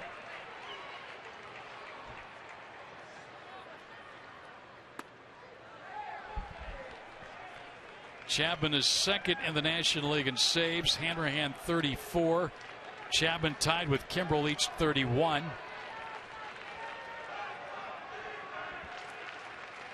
And a shot hit foul. That's what happens when you have a power pitcher like that and you make contact. You hit it good. If that ball will go. Unfortunately for Goldschmidt, he got around just a little too early. Watch Hannigan setting up away, and he left that ball in the inner half. That's why he ran out there right after that pitch. He's going out there to tell him, hey, I'm going to set up away. You better be sure to hit your spot, because if you miss it on this guy, he can hit it a long ways. High and outside, 2-1. 51 strikeouts for Chapman since June 26th, and that's in 26 2/3 innings. Think about that. 26 innings, 51 strikeouts. Ball 3. 40 of his 58 appearances, he struck out at least 2. Struck out at least 1 in 55 of 56 appearances. And has struck out the side 9 times. He's on pace for 140 strikeouts as a reliever. Goldschmidt, another hard hit ball, but foul. Well, you got to look fastball here, and then you're going to have to adjust, and that's tough to do against a guy like this. You're exactly right, but you got to believe that 3-2 here, you got to think Chapman's going to go with his best, and that's his heater. Look at the heads. Like watching tennis. Oh, he just got under it. Ludwig's coming in. And has it for out number 2. Well, he put a pretty good at-bat on him. That's not easy. Well, he got a fastball in the outer thirds. Chapman knew it as soon as he made that swing. So the Diamondbacks now looking for something from Upton with 2 outs, preferably a multi-homer game. Let's settle for that and get it tied. The outfielders are playing no doubles. They're all playing deep.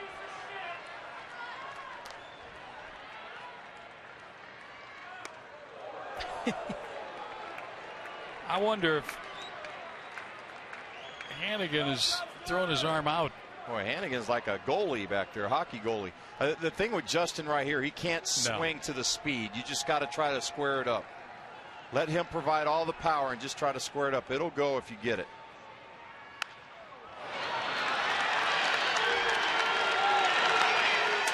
Diamondbacks now 2-6 on this homestand as Marshall, Broxton, and Chapman close it out.